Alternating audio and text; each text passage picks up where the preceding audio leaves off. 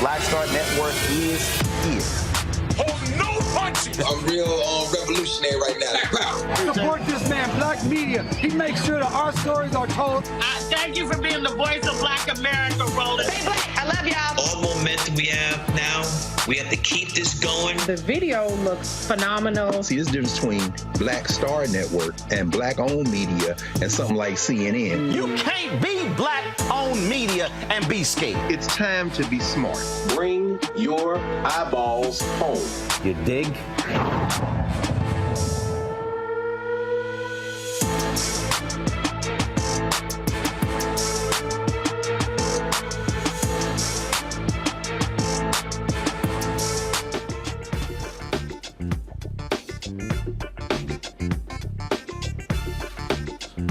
Today is Friday, December 8th, 2023. Coming up on Roland Martin Unfiltered, streaming live on the Black Star Network. A South Carolina deputy is out of a job and facing criminal assault charges for punching a black man in the face multiple times during an arrest. We'll talk with the legal team for Rashard Duncan. A Texas family is still waiting for answers about how their loved one died while working as a correctional officer assisting in an inmate extraction. Jovian Motley's family attorney will join us. The overall unemployment rate took a dip in November, but for black men, it jumped more than a point. We'll talk to an economist about the numbers. Also, I sat down with the author and founder of the Young Turks, Cenk Uygur, about his new book, Justice is Coming, how progressives are going to take over the country and America is going to love it. Yeah, it got a little hot in this conversation. It is time to bring the funk on Roland Martin Unfiltered on the Black Star Network. Let's go.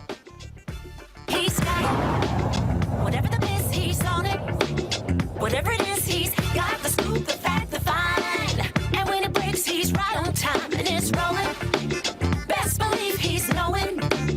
Putting it down from sports to news to politics. With entertainment just for kicks, he's rolling. It's on go, y'all. It's Roland Martin, yeah. Rolling with Roland now. He's funk, he's fresh, he's real, the best, you know he's Roland Martin now.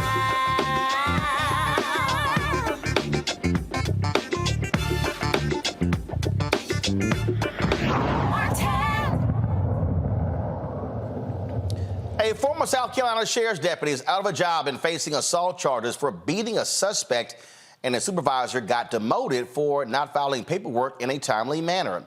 James Hank Carter has been charged with misconduct in office. That's third-degree assault and battery charges. This took place against Rashard Duncan. His supervisor, Tim Carroll, was demoted from sergeant to master deputy for waiting 19 days to turn in the use of force packet to his supervisors.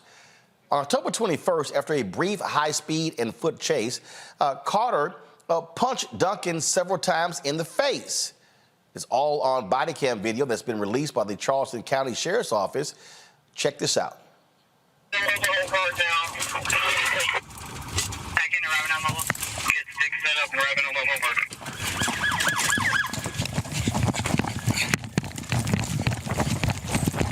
Hey, you done, son?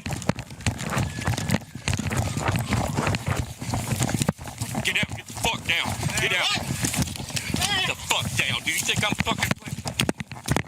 Quit reaching in your fucking waistband, dude. Quit reaching in your waistband. You think I'm messing with you? You got a gun? You got a gun? You don't know?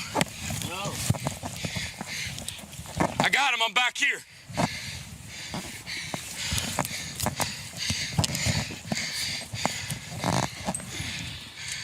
I got you.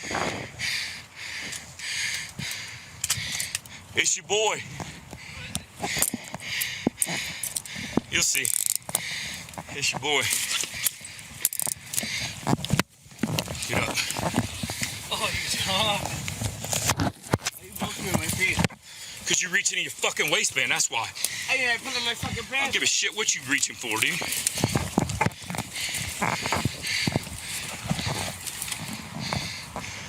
Negative, just one person.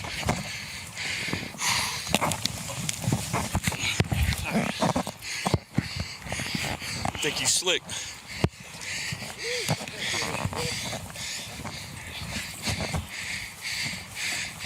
Enjoy that little nap.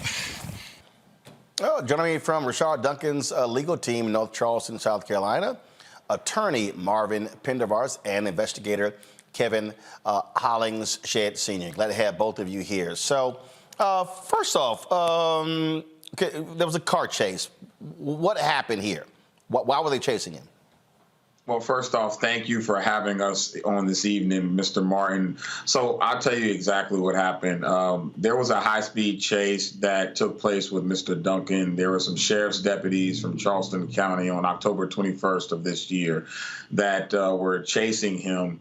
Ultimately, that high-speed chase led to Mr. Duncan getting to his home near his residence, where he then left the car, fled on foot. This particular deputy, former deputy Carter, pursued Mr. Duncan on foot. At some point, Mr. Duncan had positioned himself in a position of surrender. He was on his knees. He had his hands down by his side, essentially saying, "I give up, I surrender." But notwithstanding that, this deputy continued and assaulted him, as you saw in the video. Grabbed him by the neck, punched him in the face, threw him to the ground, and continued to hit him in the face with closed fists about 8 more times. And so clearly he's punching him because he's pissed. It's not like he needed to punch him to subdue him. That's exactly right. And that's why, it was determined that what he was doing was excessive. He was fired once it came to light. But what he did was certainly excessive and over the top and not necessary to subdue him or to gain control of the situation. Have y'all uncovered any other actions by this officer, by this former officer, his supervisor?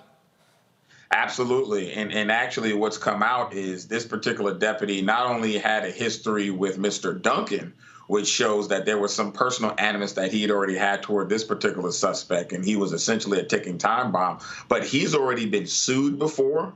This deputy has had previous complaints filed against him for similar conduct. There was an incident where he essentially chased another young man, a black man, and assaulted him with his flashlight. And knocked him out cold, right? And so this particular pattern of conduct is something that is not new to Mr. Duncan's situation. This is something that this deputy has been known for. And again, he's had prior instances where he's been reprimanded and written up and had complaints filed against him because of his misconduct. And so as this investigation unfolds, we start to learn more information about this particular deputy.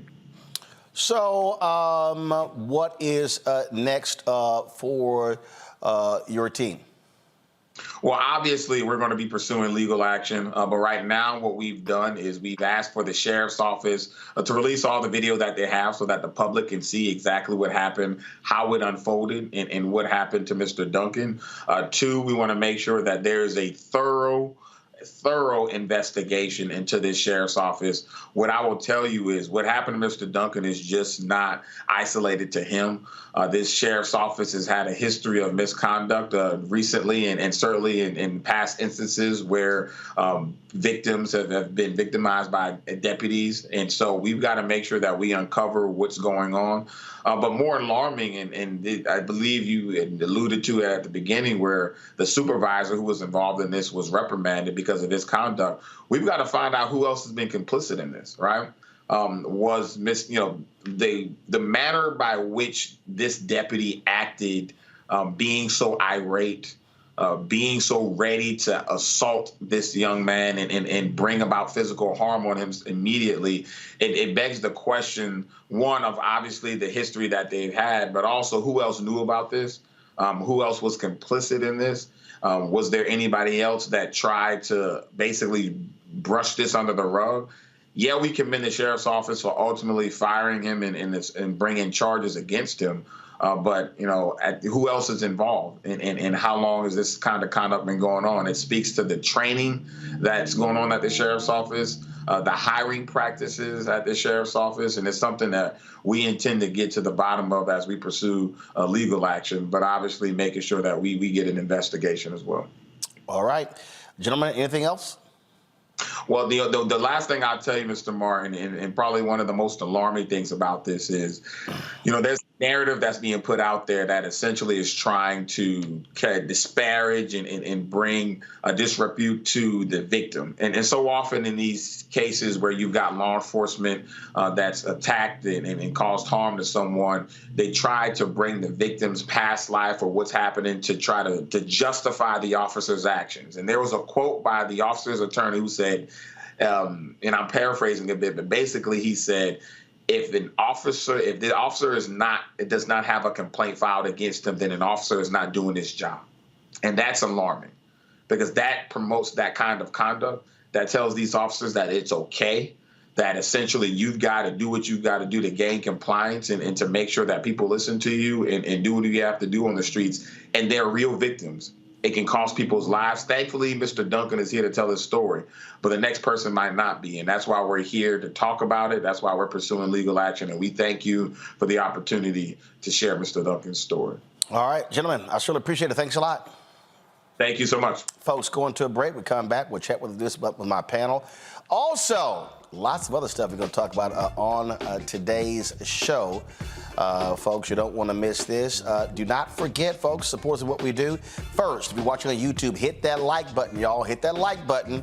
All right? Make it happen. Second of all, you can join our Bring the Fuck fan club. See and check in money orders to P.O. Box 57196, Washington, D.C. 20037-0196. Cash App, $RM Unfiltered. PayPal, R Martin Unfiltered.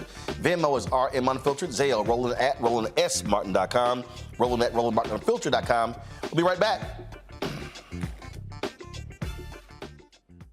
Next on The Black Table with me, Greg Carr. We featured the brand new work of Professor Angie Porter, which, simply put, is a revolutionary reframing of the African experience in this country. It's the one legal article everyone, and I mean everyone, should read. Professor Porter and Dr. Valencia Watkins, our legal roundtable team, join us to explore the paper that I guarantee is going to prompt a major aha moment in our culture. You crystallize it by saying, who are we to other people? Who are African people to others? Governance is our thing. Who are we to each other? The structures we create for ourselves, how we order the universe as African people. That's next on The Black Table, here on the Black Star Network.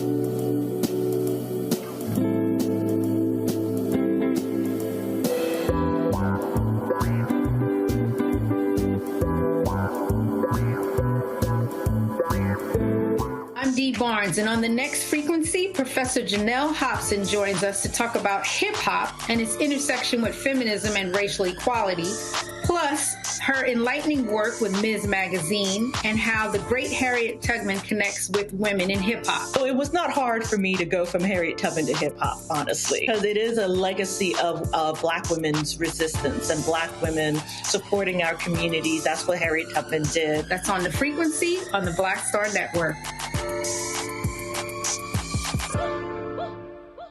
What's up, everybody? It's your girl, Latasha from the A. And you're watching Roland Martin Unfiltered.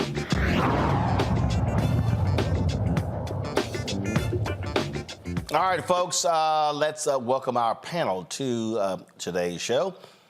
Joining us is Michael Imhotep, host of the African History Network show out of Detroit. Monique Presley, legal analyst and host of Make It Make Sense with Monique Presley. Matt Manning, civil rights attorney out of Corpus Christi. I'm going to start with you, Matt. We see these stories constantly. And one, it's shocking this cop was actually fired. But here's part of the thing that we often see. A lot of times they get their jobs back as well. And I said it last night, and I'm going to keep saying it. Thank goodness there's video. Because in too many of these cases, they would have said, oh, he assaulted them, he had a gun, he pointed it at them, and everything like that. Yeah, that's exactly right. And I'm glad that they had video here, because here the account is not going to be really in question. I know that there is a question now about whether a racial epithet was used, but it sounds like I heard it. I'm not sure if y'all heard it when he said, I don't remember exactly what he said, but at some point he sounded like he used the N-word in referencing him. But in any event, I'm glad that there's video. What I'm hoping for here is that there is an actual civil judgment, because what you find sometimes in these circumstances is really one of two things. Either the county will say he was acting on his own, we're not going to indemnify him, we're not going to cover his damages, or they'll recognize the right thing and they'll actually pay for the damages. So I'm hoping that's what happens here. But, this happens every day, recorded and unrecorded. And to your point, I mean, I've had crazy cases where officers have done things just as bad or worse and not only gotten their jobs back, but gotten back pay. So some of that is the unions and what they negotiate in these contracts. And to that end, I would say, really, this is why legislation is important. Not only legislation relating to qualified immunity, but also legislation requiring, for instance, if you have a deputy working for your county who does something like this while on the clock, you don't get out of paying for it. What happens a lot of times in these cases is they separate themselves from the deputy and find a way to say that the county's not liable because of the current state of our civil rights laws in this country. And until we have that institutional fix in Congress, we're going to continue to have the problems that I have every day when I prosecute these cases. But until Congress fixes this, Monique, you have an aggressive Department of Justice Civil Rights Division that hopefully in this case you're going to have the DA do their job and prosecute this guy.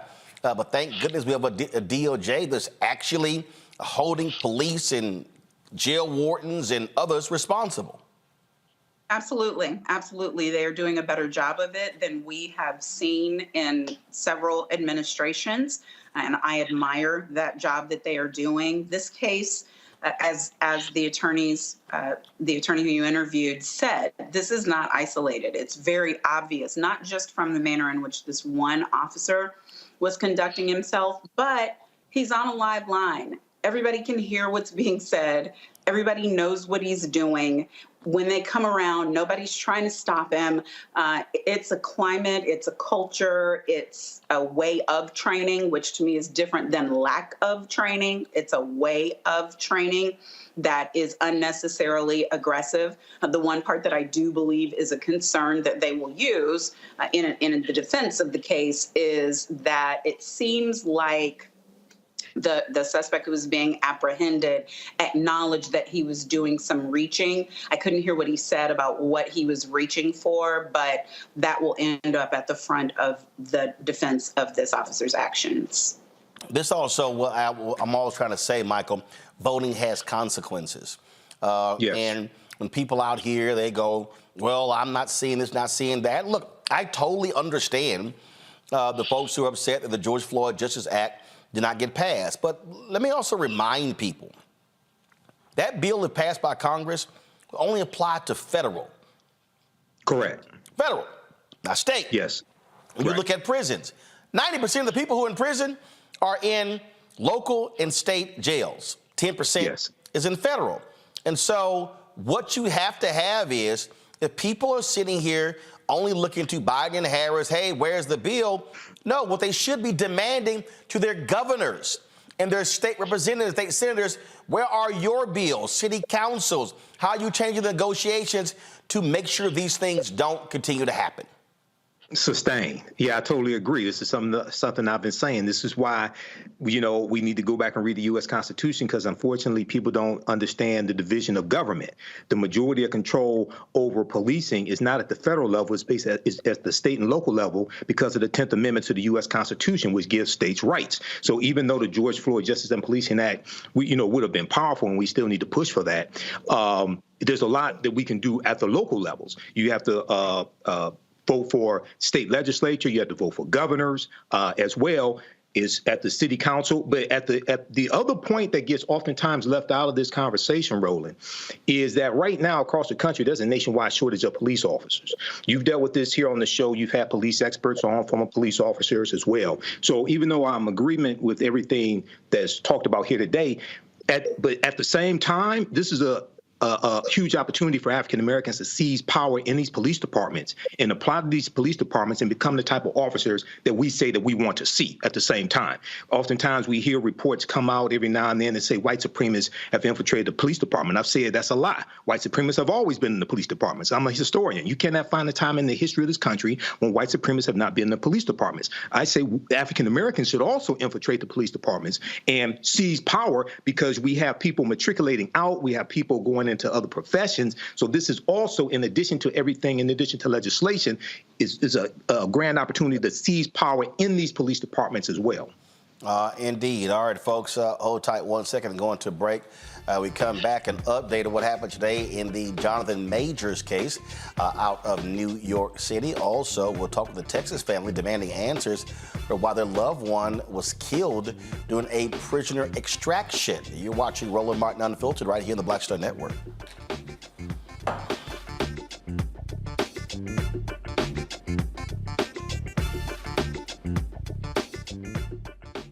Hatred on the streets, a horrific scene, a white nationalist rally that descended into deadly violence.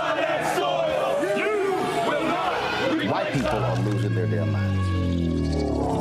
As an angry pro-Trump mob storms the U.S. Capitol, we're about to see the rise of what I call white minority resistance. We have seen white folks in this country who simply cannot tolerate black folks voting. I think what we're seeing is the inevitable result of violent denial. This is part of American history. Every time that people of color have made progress, whether real or symbolic, there has been what Carol Anderson at Emory University calls white rage as a backlash. This is the rise of the Proud Boys and the Boogaloo Boys. America, there's going to be more of this. Here's all the Proud Boys, guys. This country is getting increasingly racist in its behaviors and its attitudes because of the fear of white people. The fear that they're taking our jobs, they're taking our resources, they're taking our women. This is white fear.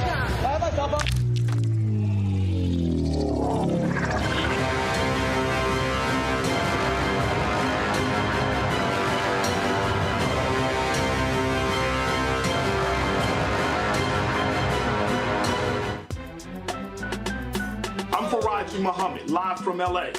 And this is The Culture. The Culture is a two-way conversation. You and me. We talk about the stories, politics, the good, the bad, and the downright ugly. So join our community every day at 3 p.m. Eastern and let your voice be heard. Hey, we're all in this together. So let's talk about it and see what kind of trouble we can get into. It's The Culture, weekdays at 3, only on the Black Star Network. Hi, I'm Jo Marie Payton, voice of Sugar Mama on Disney's Louder and Prouder Disney Plus, and I'm with Roland Martin on Unfiltered.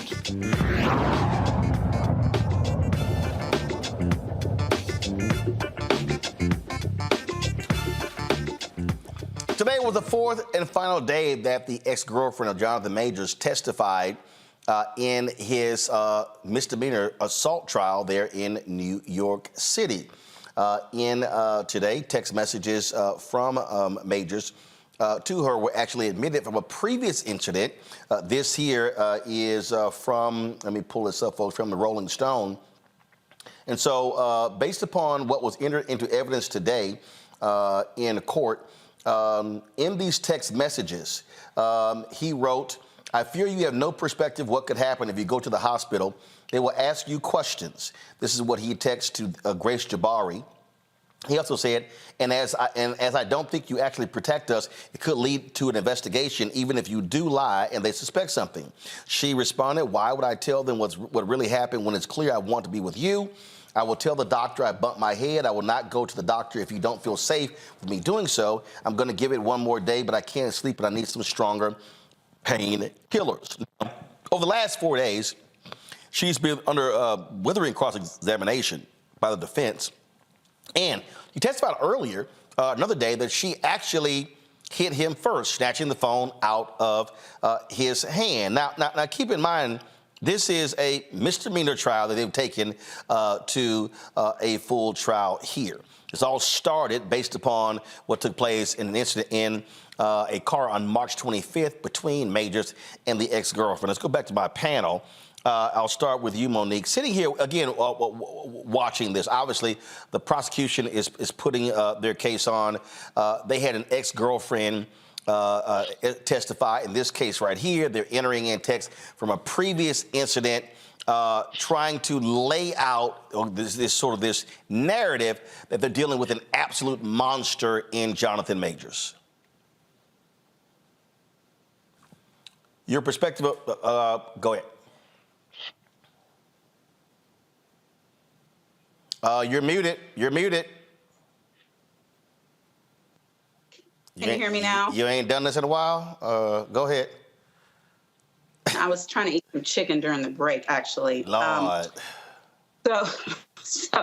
So I just heard the issue about the text messages, and I think what I will say overall is that the prosecution, from the beginning of filing the case through the opening statements up until these days of testimony, has been trying to cast this defendant as the big, scary, evil black man, the boogeyman, and hope that there is smear enough to erase the actual facts of the case, the actual timeline of the case, the actual facts of how the rift between them started. And as you know, Roland, it started with the former girlfriend committing an assault against Mr. Majors because grabbing at someone's property, grabbing at their hand and property, taking it, that is a crime in New York City, and that's why she was arrested. And I still don't have an answer yet for why the charges were not pressed by the prosecutor's office, why there was a declination. Maybe that was part of their agreement with her, I don't know. But in general, the way that the prosecution has handled this says to me that they fear their case is not strong enough on its own, and they need to color and taint all things about the defendant, Mr. Majors, in order to be successful. Your assessment, Matt?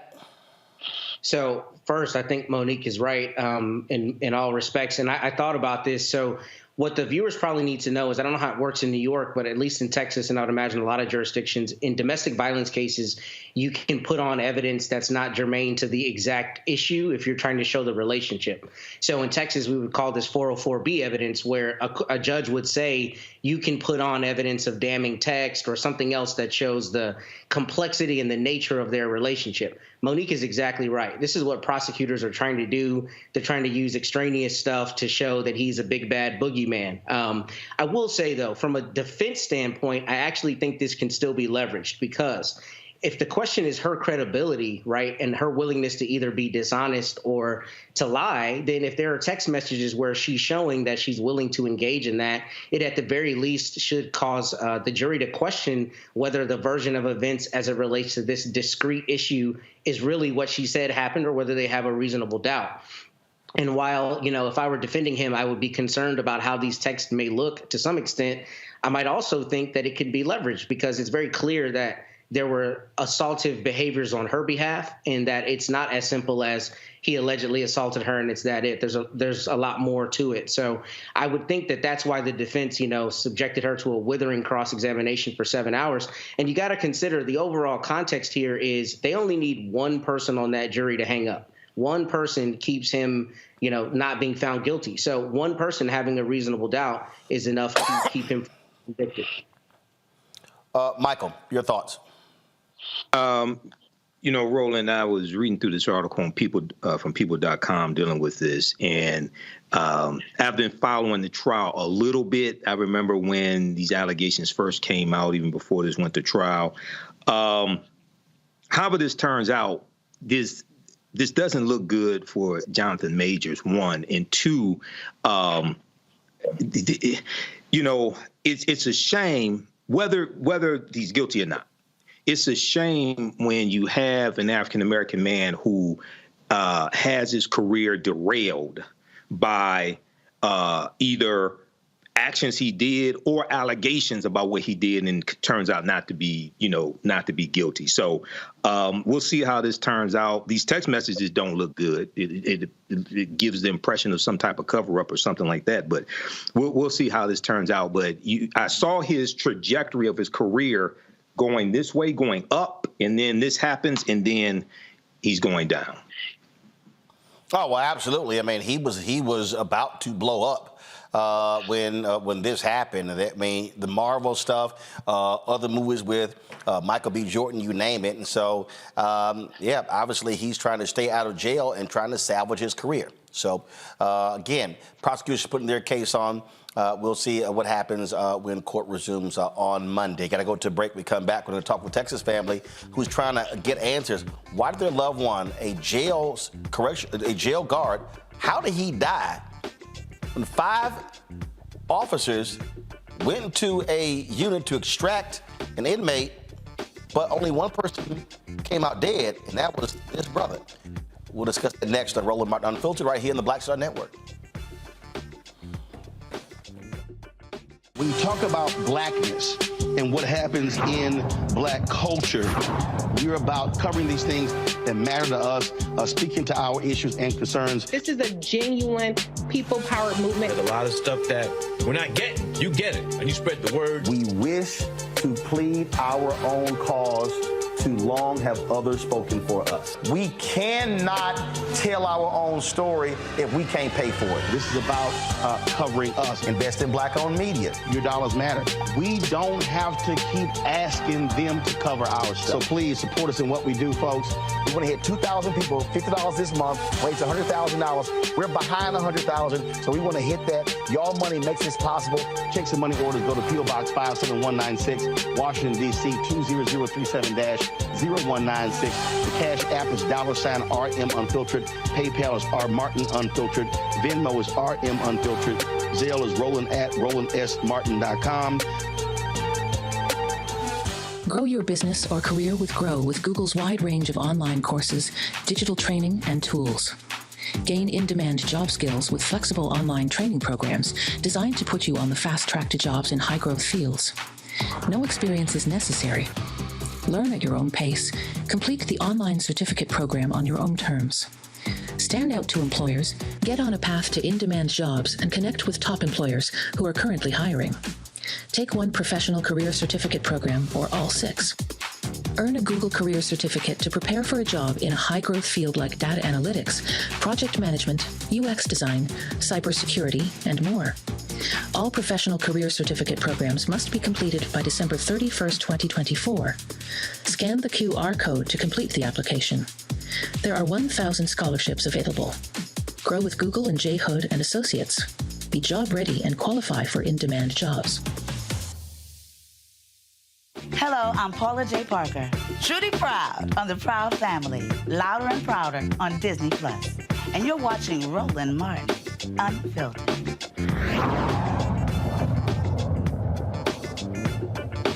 A Texas family is demanding answers about how correctional officer Jovian Motley ended up dead when trying to perform an inmate extraction at the Wainwright prison. According to the Texas Department of Criminal Justice, the 27-year-old died on November 13th after working on a 5-man extraction team tasked with restraining an inmate.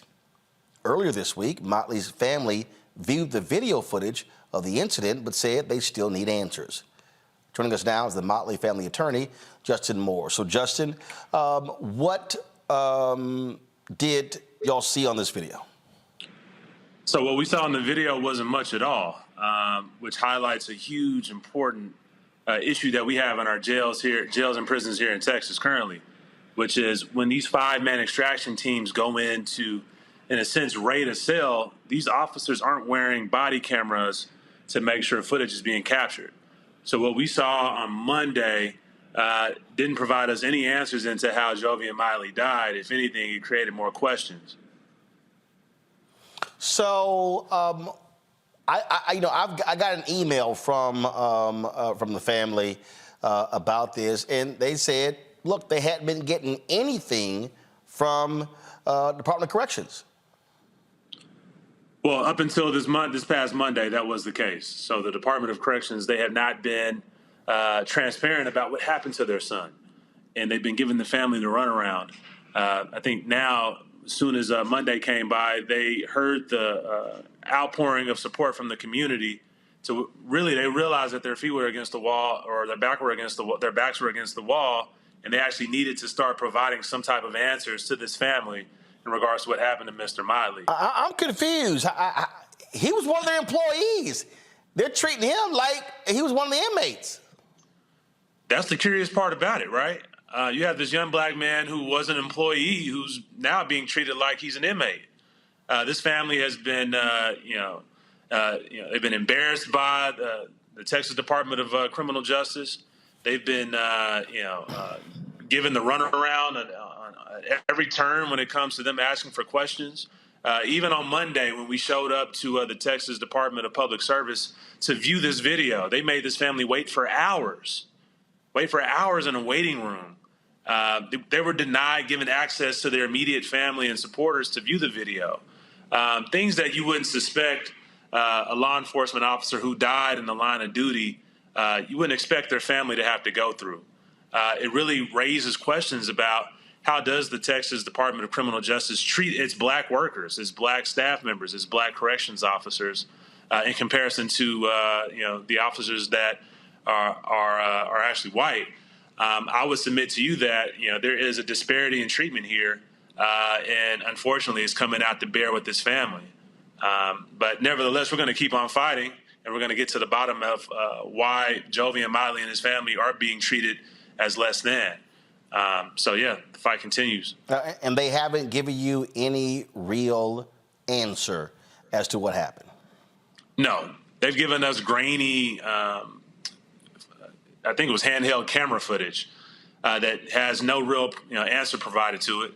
What we do know, though, which is through circumstantial evidence that has been gathered through our own investigation, is that the lieutenant that ordered this 5-man cell extraction had an ongoing relationship with this inmate in which they were, not seeing eye to eye, so to speak. This inmate had been asking for relief for 3 days. The inmate makes claims that they weren't feeding him properly. He makes claims that he needed to be in a mental health ward as opposed to being on that particular floor in the jail. And he was making valid complaints to this lieutenant, and the lieutenant just got fed up and he ordered a 5-man cell extraction that I fully believe could quite possibly be a civil rights violation. So not only did this lieutenant get pissed off at this inmate for asking for things that he so desperately needed, he decided to use the corrections officers in this facility as a tool for his outrage against this inmate. And unfortunately, we have a corrections officer who lost his life due to the fact that a lieutenant cannot keep his ego in check. So I do think, if there is a cover-up, that's the basis of it. It emanates from this lieutenant abusing his power and using his staff members, his employees, as instruments and tools for his abuse of power. Questions for the panel. Michael, you first. All right, attorney. Thanks for coming on. And this is definitely a tragedy. This was Jovian was a 27-year-old brother.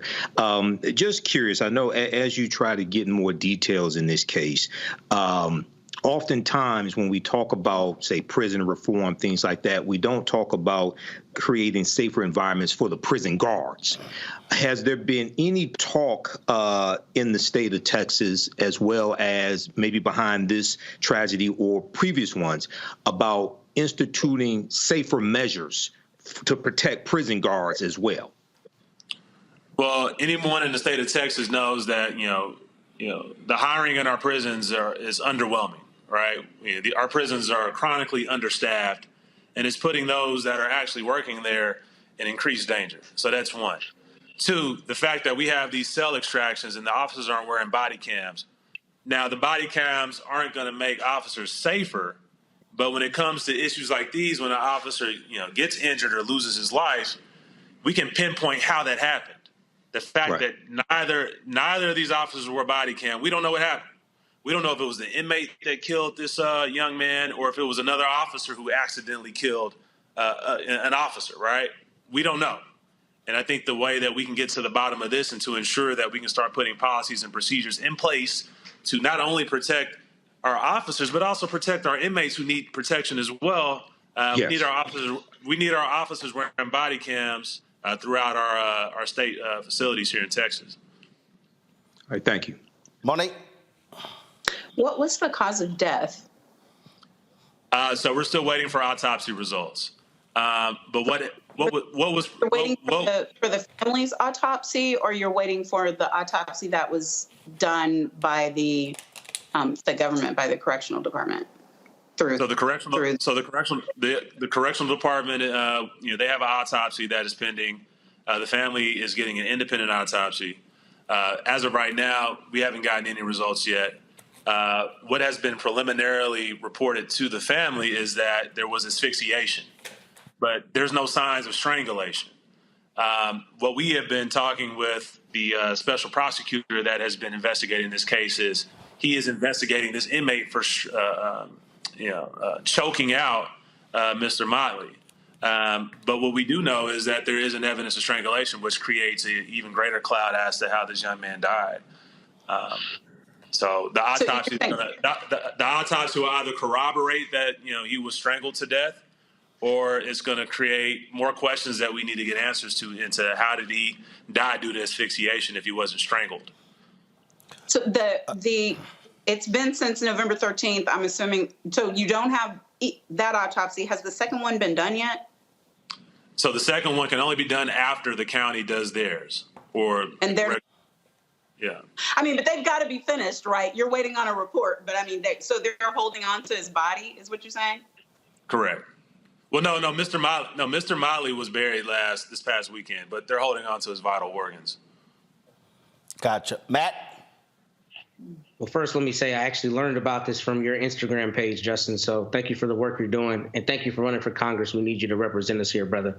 But my question to you is there a workman's comp angle to this? What has TDCJ said about their responsibility to the family, considering he passed away in the line of duty? That's what I'm interested in. What have they said about, what his family's entitled to in that respect, if anything?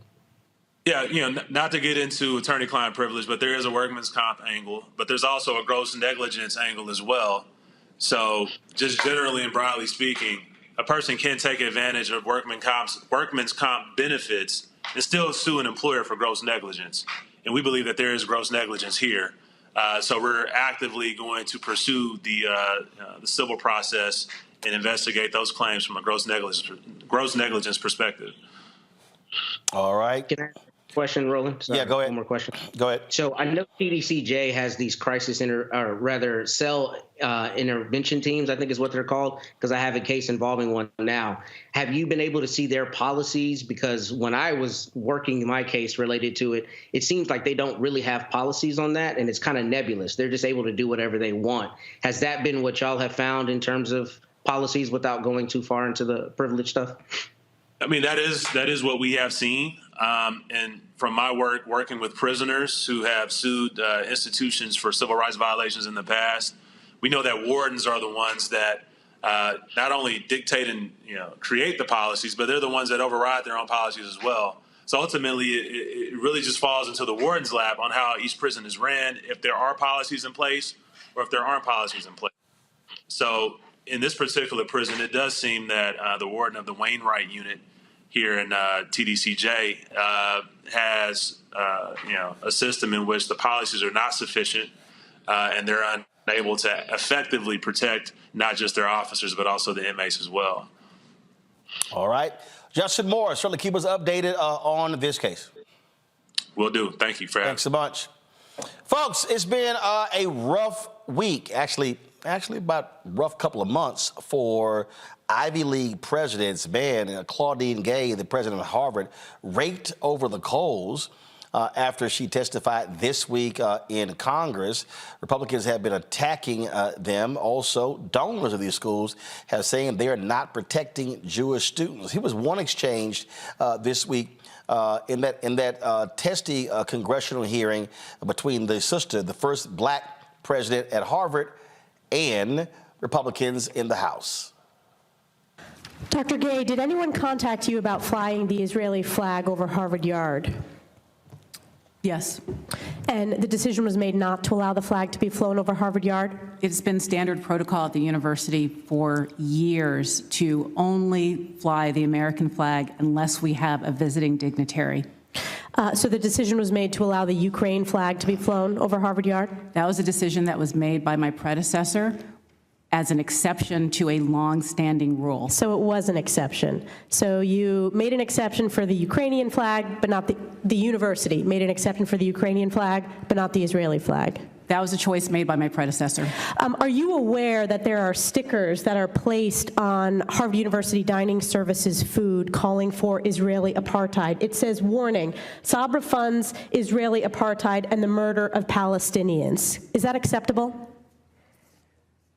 I can assure you that we have strong disciplinary processes when there are violations of our rules. And this is a violation of the rules? I can't see that very clearly, but... Are you not aware of the stickers being placed on the food items provided to Harvard students? I do recall an episode like that. And there are disciplinary actions ongoing? Given students' privacy and FERPA, which I'm sure you know well, I will not say more about these particular cases other than to say that disciplinary processes are underway. Dr. Gay, did anyone contact you about flying the Israeli flag? Now, what you've seen is you've seen a lot of donors really being upset. Harvard demands for her to resign. The president of Penn, one donor has called for his $100 million donation to be returned. You have billionaire Bill Ackerman, who actually said that the president of Harvard was a diversity hire. I guess he didn't look at her bio. This here, the president, she released a statement after a lot of people criticized her testimony, but then she gave an interview with the Harvard Crimson. She said this here: I got caught up in what had become at that point an extended combative exchange about policies and procedures. What I should have had the presence of mind to do in that moment was return to my guiding truth, which is that calls for violence against our Jewish community, threats to our Jewish students have no place at Harvard and will never go unchallenged. Subsequently, I failed to convey what is my truth. Go to my panel, and I'll start with you, Michael. The thing here is these Ivy League presidents, they have been charged with allowing, critics say they're allowing anti-Semitism to run rampant. They are angry that they are not shutting down any of these protests at all. Then you got these presidents who are saying, look, if we're going to talk about free speech, is this not free speech? Now you've got the money folks. Now you got the donors. You've got billionaires and others saying, I'm pulling my money out of Columbia, out of Harvard, out of Penn, out of these schools, angry with the reaction. What do you make of this battle that's going on between these donors, many of them Jewish, and these Ivy League schools? Well, Roland, this is, I would say, this was multi-pronged.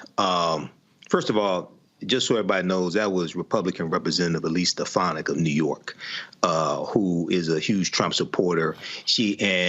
Now a lot of this is a lot of grandstanding for Fox News and right-wing conservative talk radio and things like this. I'm against what people would call hate speech against anybody, regardless of race, ethnicity, things of this nature. But when I look at now, you have some Jewish donors saying that they're going to withhold donations, et cetera. You may have a situation where policies at college campuses are revised across the board. But I find it really odd. This was a congressional hearing, House of Representatives. I find it really odd that you have a congressional hearing about this, but when you have anti-Black sentiments on college campuses, Republicans are not screaming about that, okay? So even though, once again, I'm against hate speech against anybody, but a lot of this, especially coming from Republicans, is like selective outrage, when at the same time they don't want to condemn Donald Trump for a lot of his hate speech or what people will perceive as hate speech. Here's what you have again here, what you have here going on, Monique. Bill Ackman. He is the hedge fund guy. He literally accused, go to my iPad, he's accused Claudine Gay solely of being hired because of DEI. Now, this is quite interesting when you talk about, he's also calling for these other presidents to resign, and then, he talked about, oh yeah, she was hired because she was black. He goes on and on and on.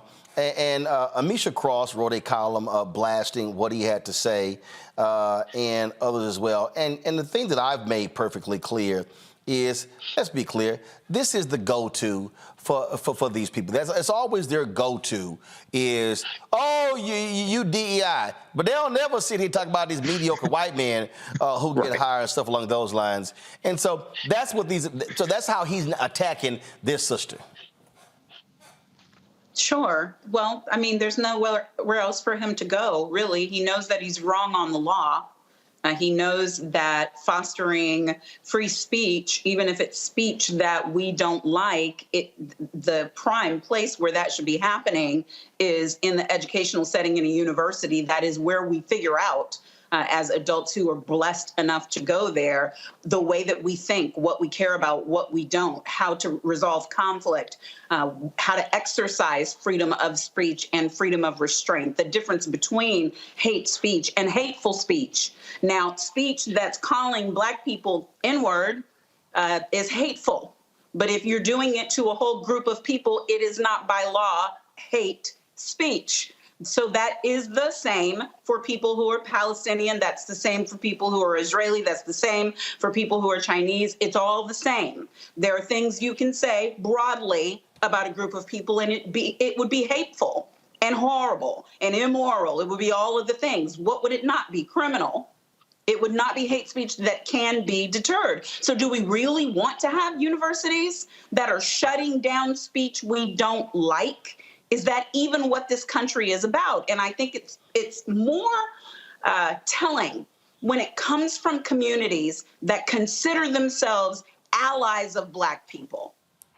Don't call yourself an ally when you know that the Ku Klux Klan has been a legal organization in this country since its birth. And you know exactly what they do. So if you march with me, but you don't want the Klan gone out of the face of the earth, then you got to march with me when I'm saying that these students have the right to say whatever it is they want to say. Of course, he runs his mouth. Bill Ackman does, Matt. And I'm sure Dr. Claudine Gay knows what he's talking about. Go to my iPad, because she's the Wilbur A. Coward Professor of Government and of African and African American Studies. And so she kind of knows this stuff. She's the former Dean of Social Science for the Faculty of Arts and Sciences. Let's see right here, since, Mr. Run His Mouth is saying this sort of stuff. Let's see here.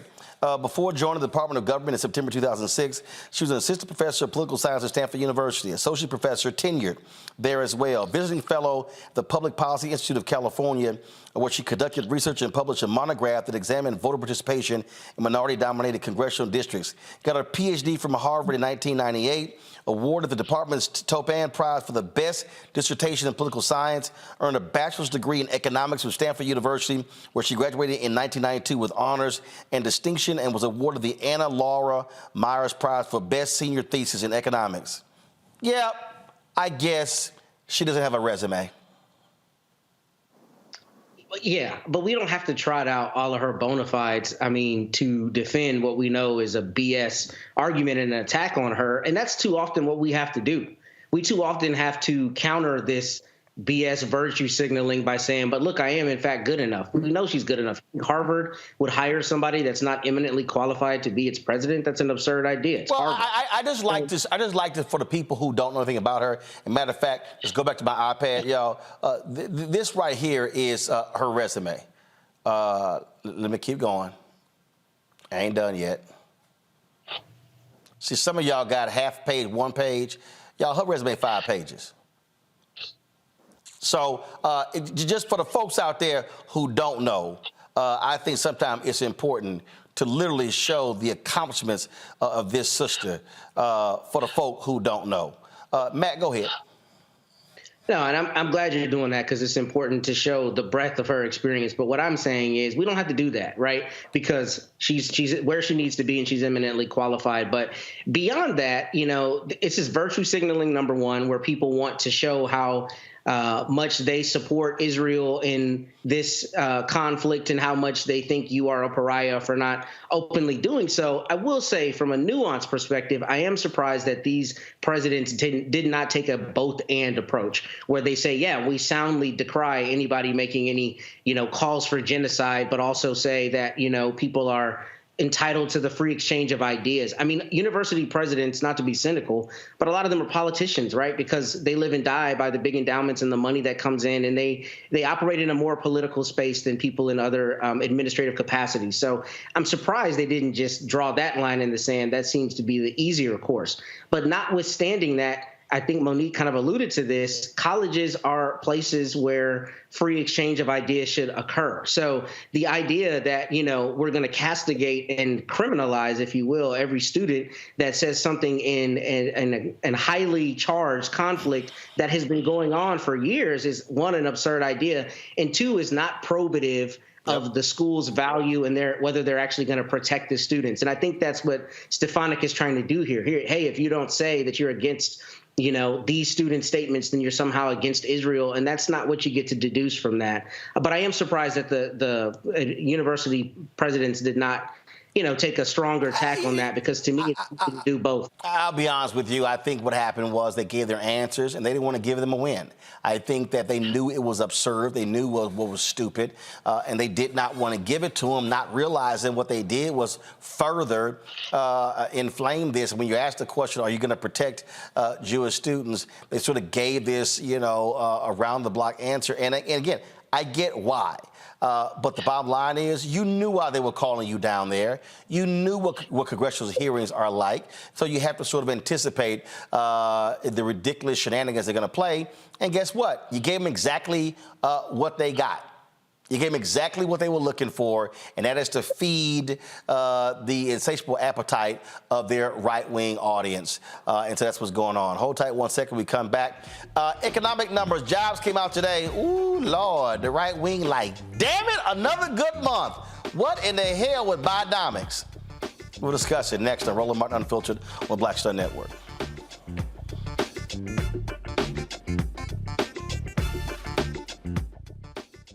Hi, I'm Dr. Jackie Hood Martin, and I have a question for you. Ever feel as if your life is teetering and the weight and pressure of the world is consistently on your shoulders? Well, let me tell you, living a balanced life isn't easy. Join me each Tuesday on Black Star Network for a Balanced Life with Dr. Jackie.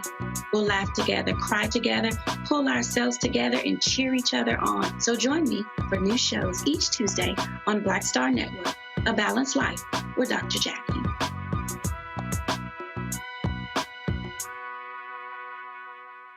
On the next Get Wealthy with me, Deborah Owens, America's Wealth Coach, you are going to learn why so many Black women are starting their own businesses. Black women's earnings have declined, only 58 cents to the dollar of what white men earn, and that's why we're starting businesses. Our next guest, Dr. Avis, is going to show you the first step toward reinvention and scaling your business to 7 figures and beyond. What I teach my clients to do, which has led to great revenue leaps with them, is to really hone your focus on one primary high-ticket offer. That's right here on Get Wealthy, only on Black Star Network. Hey, it's John Murray, the executive producer of the new Sherry Shepherd Talk Show. This is your boy, Earthquake. And you're tuned in to Roland Martin, Unfiltered.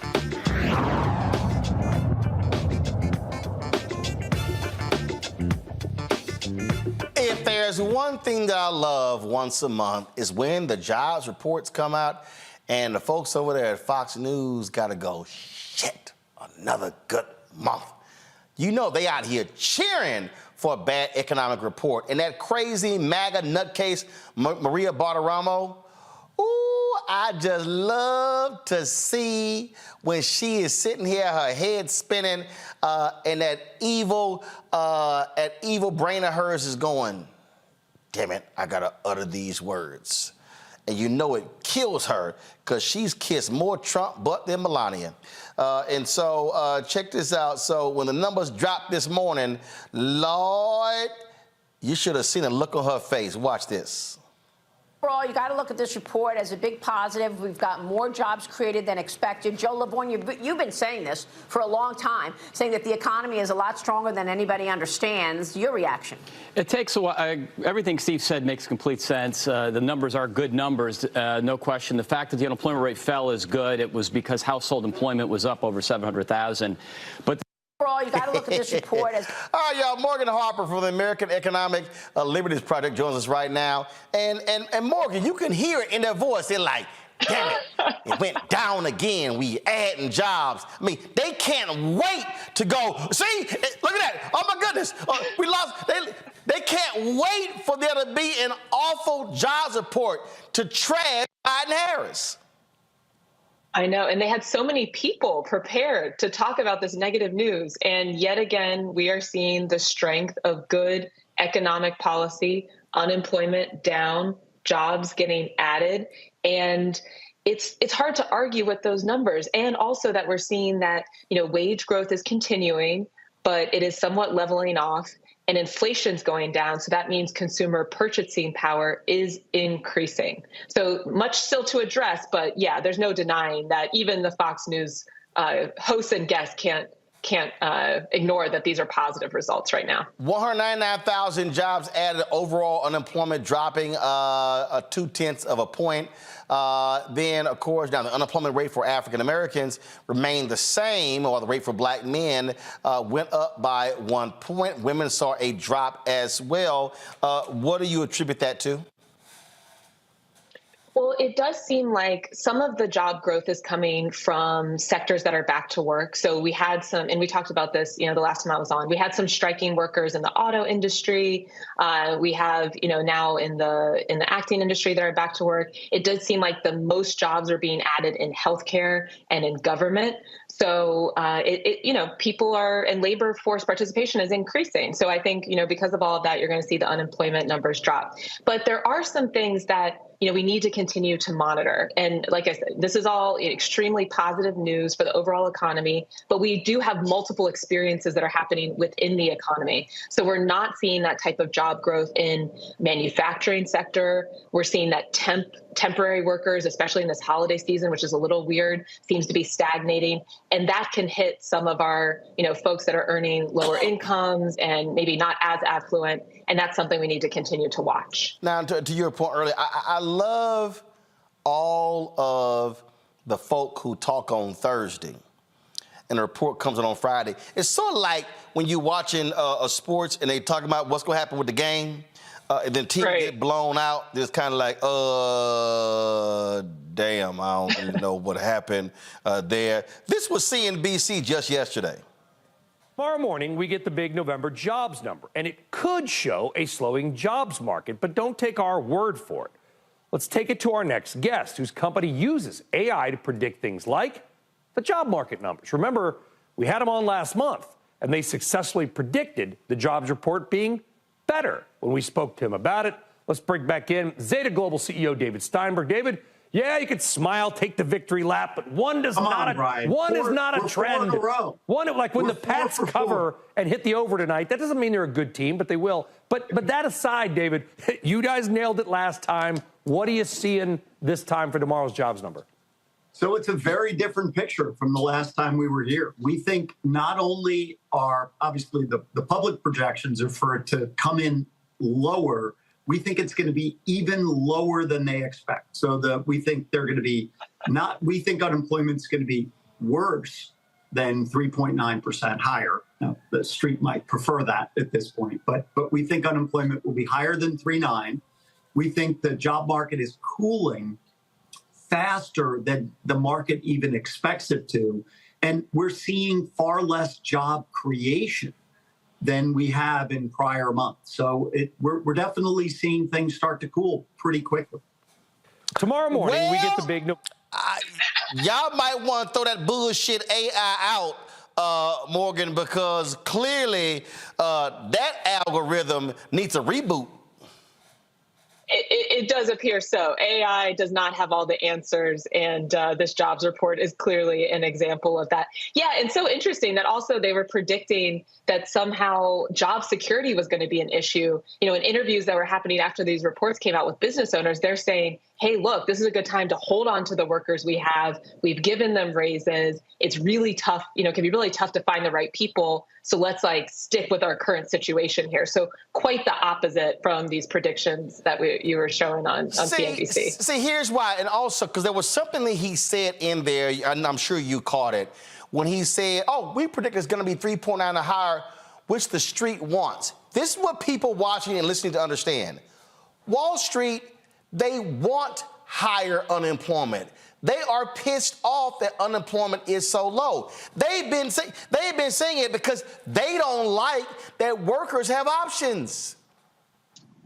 Absolutely. I mean, we have seen a generational shift in the bargaining power for workers. And yeah, that absolutely drives, dominant corporations that are used to holding all of the chips crazy. I mean, the other interesting thing about all of this is, the stock market rallied based on this news. So, the key demographic of folks who are watching CNBC, who are usually buying into all these narratives, the only indicator they tend to care about is the performance of the stock market. And that also is very positive. We'll go to my panel next with questions. Here's why I believe, and I was seeing all these different tweets, and they were talking about we don't understand why the economy is doing so well, but people think differently.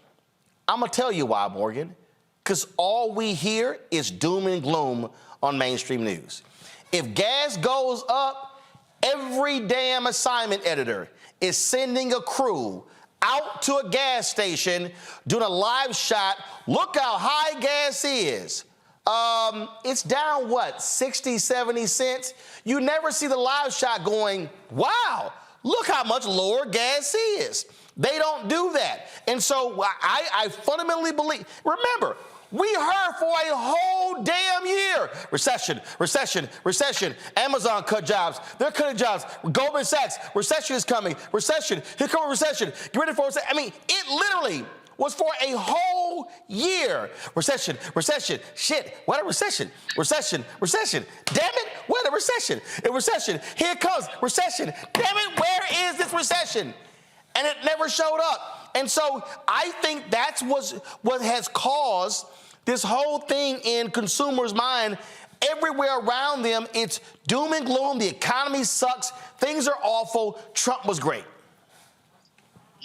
Well, yes and no. And, and we've gone back and forth on this a little bit. I mean, I think you are absolutely right. There is a desire to create hysteria around the economic outlook. I do think certain people want the president to fail and they want his policies to be seen as unsuccessful. Absolutely. But I don't think we can deny the reality that for a lot of people, even in the midst of this strong overall economic performance, life doesn't feel like it's gotten much better. People aren't feeling like they're getting ahead.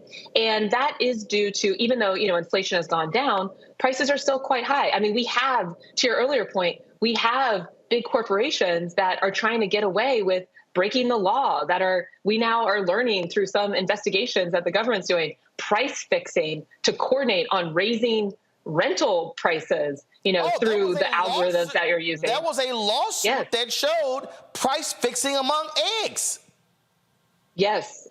And so the government, the president can't solve or prevent corporations from breaking the law. But once they break the law, we enforce it and stop that behavior. But if there are big corporations out here that are just determined to try to suck as much money out of us as consumers, out of small business owners as they can, well, we need to be honest about that price gouging. And we have to have strong enforcement of the law to stop that, because that isn't going to, necessarily get just having inflation decrease, solve all that problem, make people like they have more money. And I do think that's going to continue to be a big focus for the administration is, all right, we're doing what we can to put money in people's pockets, but we need to now make sure that prices are coming down, that costs are coming down, and the corporations that stand in the way of that need to be held accountable. And to that particular point, to the iPad, this right here on CNBC. excess profits at big energy and consumer companies pushed up inflation, according to a report. Go to the panel. Matt, go. So, Morgan, first, good evening. Good to see you again. Here's my question for you. What, if any, advice do you take from this for the average Black family in terms of the next few months of financial planning? I mean, obviously, this is a jobs number, but what do we take from this on the ground for how our families plan going forward? Because I presume some of these numbers are high because we're coming into the retail season. Retailers are going to need more people on the ground, right? But going forward in terms of prices, I think people are still feeling some of that anxiety you talked about. So how do we extrapolate from that advice for the families going forward? That's a great question. And, I do think that we still are facing a fairly uncertain future. So Roland's absolutely right. There is this desire to make it seem like recession's around this corner, recession's around the corner. Part of what's driving that is people aren't very good right now at predicting the future. And so I do think we need to be cognizant of that, right? Even with AI, yes. Yeah. Yeah. And, I saw something, I don't know if y'all saw this too, where it was like, think about only spending $100 per gift or for the whole holiday season. I was like, wow, I mean, $100, this day and age is not that much, but it is an interesting challenge for us to, be cognizant that there's this uncertainty ahead. What are ways in which we can, control our expenses, maybe save a little bit more would be part of my advice, though I'm not a financial advisor, because it could be, turbulent storms ahead. And by the way, there's like a big question mark around what the next administration is going to look like. There are people that are trying to, say they're going to bring down the whole government. So, a little caution. We've had our time post-COVID. We got, the vacation in if you could. We lived it up. We went to the concert. We saw Renaissance. Maybe this is a good period to try to just store away a little bit of cushion if we can. Well, the American economy hates when people save because they're not spending. Go, Monique. Oh, absolutely. I am so glad you said we got Renaissance in. So we did have something. Yes, we did. So here's my question. Who are these people who are getting these jobs? And the reason why I ask is because, as Roland was saying, there's so much doom and gloom. But it also seems to me, from the way I'm looking at people's conversations, the people who are getting the $35 cap on the hearing aid, getting their loans forgiven, getting blue collar jobs, and having the less money spent on gas are then turning around and voting red and voting for Trump because it doesn't really have anything to do with the economy. That's just what they use to justify what they intend to do anyway. Am I right? Am I wrong? Who's getting these jobs? Well, I do think it's probably, just based on these numbers alone, a range of different types of people that are getting these jobs. But I do think you've identified a key need is, and this is something I know we talk a lot about, but it's like, we have to make sure people understand, what exactly the policies are that are leading to these better job outcomes. But also, I think we need to be realistic about how much people are going to pay attention. So, this is kind of taking off my American Economic Liberties hat, which is a nonprofit organization, nonpartisan, into more Morgan Harper as an individual who's been involved in politics. And that is about finding your people. You're not going to convince everyone who is dead set on believing that this president is just not working in their best interest. We need to find people that are open-minded and that are likely to support this type of good economic policy that we see is having positive impacts on our communities. So, it's a tricky thing. We talk about the messaging, we talk about the communications, but I think you're absolutely right that there's a certain set of person, even if they're benefiting from these policies, that does not want to give credit where it's due. Michael, go. All right, Morgan, I know a few minutes ago we talked about the African-American male unemployment rate rose 1%. And overall, these are good numbers overall at 3.7%.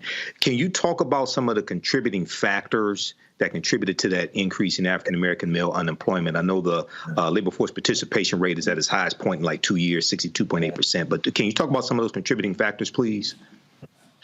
Well, and that's where, we have to go a level deeper into what jobs are being created and which jobs are most likely that we're going to see Black men that are participating in. And so, the overall numbers are good, but if we're not seeing that same pickup in growth in manufacturing, if for some reason we're, it also seems like we're not seeing that type of temp employment, if that's also more likely to be where a lot of Black men could be seeing uptick in hiring, well, then that might be contributing to these higher unemployment numbers for that category. But I mean, this is where I think it's really incumbent upon all of us to be in touch with our representatives that can kind of like get a little deeper beyond the federal level, or, our congressional representatives that have that community connection to really make sure they're hearing our stories. Because is it just that the sectors that, Black men are tending to go into are not hiring at that same rate? Is it that we're facing some kind of discrimination in the hiring process that needs to be corrected? Is it a skill level mismatch that we need to make sure that those resources are getting to people to be prepared for construction jobs? Because the jobs are being created. Right. For example, just today, the president was announcing, a big rail project in Ohio, where I am. They're saying we're going to be exploring what it would look like to have Amtrak connecting some of these cities. So those jobs are out there. But if we don't have people with the skill and education level that's going to make them competitive to get those jobs, then that's something that, isn't going to be talked about in these job report numbers, but absolutely folks who are more focused at the local, at the state, at the regional level, they need to know so that we have programs that are filling that gap. All right, thank Morgan, you. we appreciate it. Thanks very much for joining us every month to break it down. Thanks a lot. Great to see you. Thanks. All right, then, Michael, Monique, and Matt, we appreciate y'all being on today's show. Thank you so very much. Folks, going to a break. We come back. Cenk Uygur and I talk about his thesis that how progressives can take over the country. Yeah, got a little heated between the two of us. You don't want to miss this conversation. You're watching Roland Martin Unfiltered right here on the Black Star Network. Hatred on the streets, a horrific scene, a white nationalist rally that descended into deadly violence. White people are losing their damn minds. An angry pro-Trump mob storms the U.S. Capitol. We're about to see the rise of what I call white minority resistance. We have seen white folks in this country who simply cannot tolerate Black folks voting. I think what we're seeing is the inevitable result of violent denial. This is part of American history. Every time that people of color have made progress, whether real or symbolic, there has been what Carol Anderson at Emory University calls white rage as a backlash. This is the rise of the Proud Boys and the Boogaloo Boys. America, there's going to be more of this. Here's all the Proud Boys, guys. This country is getting increasingly racist in its behaviors and its attitudes because of the fear of white people. The fear that they're taking our jobs, they're taking our resources, they're taking our women. This is white fear.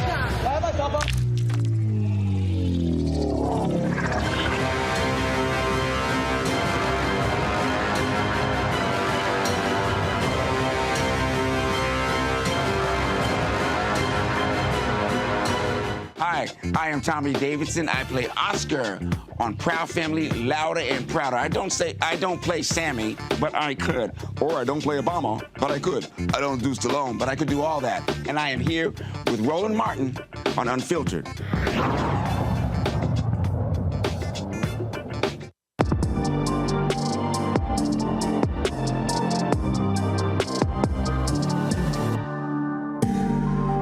All right, Cenk, let's jump into it. I've long maintained that when we talk about big tents, that the Democratic Party actually has a much larger tent than the Republicans. Republicans, you're either right, far right, or fascist. But then when you talk about Democrats, you have conservative Democrats, you've got moderate Democrats, you've got progressive, you've got far left. And Democrats have always had a difficulty on bringing this coalition together because it's so varied interest. Yet your thesis is that progressives are going to take over the country. How? Yeah, so mainly by younger voters, honestly, and it's not that difficult.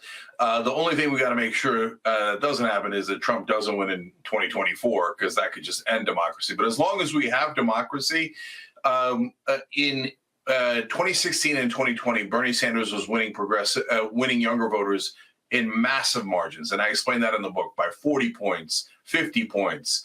And so younger voters, though, kept getting older and older because that's normal. That's what happens. So by 2020, he was winning under 45-year-olds. And now when you look at the polling, under 50-year-olds are now massively progressive. We just need one candidate to spark a fire, and we're going to easily take over this country. Because, Roland, progressive ideas are intensely popular. Almost all of our policies are favored by 2/3 of all Americans, let alone the huge margins we have with young voters. But isn't that part of the problem, is this notion of a candidate striking the nerve? I look at Texas. I'm born and raised in Texas. I'm still a registered voter there. We had Beto O'Rourke, who was running for governor. 75% of voters under the age of 30 didn't even vote. This guy went to every county. He was out there. He was going to college campuses. He was talking about the issues. We're seeing what they're doing in Texas when it comes to abortion, when it comes to voting rights, when it comes to education, whatever. Yet young voters didn't show up. So I get your argument about the numbers with Gen X and millennials, but they got to show up. Yeah, but Roland, two things about that. Number one, you don't have to worry about under 30-year-old voters anymore because, like I said, younger voters aren't that young anymore. That generation has grown up and they have remained as progressive as they started. So now we're talking about millennials and Gen Z. And so we're talking about two generations. So under 50, the minute we reach about 55, which is the next election, that's the majority of the voters in the Democratic primaries. We win the Democratic primary and we win the general election easily. But the second thing is, 55 plus votes, though. I mean, when I look at the numbers, especially among African Americans, 65 and older, they're like, man, you ain't need to call me. I'm going. 55, 64, they're voting. The problem is when you drop 54 and below, that numbers keeps going down. Yeah. And the reality is, it's not always going to be a candidate that excites me. Shouldn't issues be exciting people? So, Roland, there's so many things to say about that. Number one, you're right. The issues are the things that matter the most. But the problem is that our system depends on media coverage. So I'll give you a perfect example. Paid family leave is at 84%. It's not like you have to convince any more people in a democracy that should pass easily. That's moms getting 12 weeks off after they have a baby. Literally every other developed nation does that. We're the only ones that don't. And almost every nation on earth does it. Estonia gives moms 82 weeks off, but Americans say we get 0 days off. It's unbelievable. It's unconscionable, right? So we've already won on that issue as we've won on almost every issue. But the problem is the media will then take that, and when Joe Manchin kills it and Joe Biden ignores it, they'll say, oh, they're the moderates. Well, that's not the moderate position. That's a 16% radical extremist position. So why do you need a candidate to galvanize these folks? Well, that's because the candidate is what draws the media attention. And the problems with like Democrats and why I entered the presidential race is because everybody whispers. Everybody whispers. Stop whispering. Donald Trump screams from the rooftops, and whether we hate it or not, it works. Meanwhile, Joe Biden goes, and then doesn't propose paid family leave as a standalone bill, doesn't propose any of these bills that are 70% and higher, never fights Republicans. We need someone who's a fire breather, who's going to fight for Democratic voters and the American people. The minute you have that and that person gets media attention is the minute we win everything easily. But how? Okay, so then explain to me then, how does a Beto O'Rourke lose to Ted Cruz by 2.5 points? Comes back, same Beto, same fire breather, same passion, same hard campaigner, same big fundraiser, loses to Greg Abbott by 11 points. Yeah. No. So first of all, Beto, not a fire breather. Look. Well, come on, Jane. I mean, my goodness, how much? It's not like Beto was a passive dude compared to other Democratic candidates. Yeah, I know, but Roland, we're talking about a different level here. So let me explain what I mean. So when you say paid family leave, for example, that sounds boring. And then people are like, hey, what is that? And if you go, hey, I'm in favor of it, you're not going to get the 84% animated. You might get them to go, oh, yeah, that makes sense, and I like that. But then that's if they hear it, but most likely they will not hear it. Here's how you say it to get people's attention. Why do Republicans hate moms? They claim to be pro-life, but they hate babies and moms. Now, everybody in the press, if you're as large as Beto O'Rourke was, would cover that story. And they say, oh, that's an outrage. How can you say that Republicans hate moms? Well, they won't even give them 12 weeks off. They won't give them a day off after they deliver a baby. It is true that they hate moms on behalf of corporations who are all paying them through campaign donations. But Democrats never say that. They never even go to the number one issue that they could use against Republicans, corruption. And the reason they don't go to that is because they also take corporate cash. So if you have a clean, progressive candidate, and this is the giant if, though, Roland, which is that the press pays attention to and is willing to hear out, and then the country will hear these. But you can't just whisper it. And Beto is not enough of a fire breather. He hired the same campaign manager as Joe Biden. When his campaign was over, she went to Joe Biden. These are super moderate consultants that advise all of their Democratic candidates, shh, don't be impolite. Are you nuts? Donald Trump already won the election. He's almost certainly going to win this next one. And he's the most impolite guy in America. So wake up, Democrats. So the candidates you're describing, who are they? Like, for instance, right now, name me 3 candidates that have won statewide that fit your description of being this fire breather. If a Beto wasn't in that category, who? So there's only one that comes close, and that is because several generations of Democrats have been taught and trained to be obedient, to be civil, do not cause any good trouble, do not cause any trouble at all, lay down and let the Republicans run over you. On a state level, to give you the very specific question that you asked, the answer is John Fetterman. And he beat the hell out of Dr. Oz when he couldn't even speak, when he had a stroke and everybody saw he couldn't speak. Why did he beat the hell out of Oz? Because he was impolite, because he made fun of the brother 24/7. He crushed him. He was merciless. And if he hadn't had that stroke, he'd probably be the next president. Here's a candidate at the presidential level. Me. Okay, so now I got an incredibly hard road. Everybody knows that. I'm not a natural born citizen. I'm born Muslim.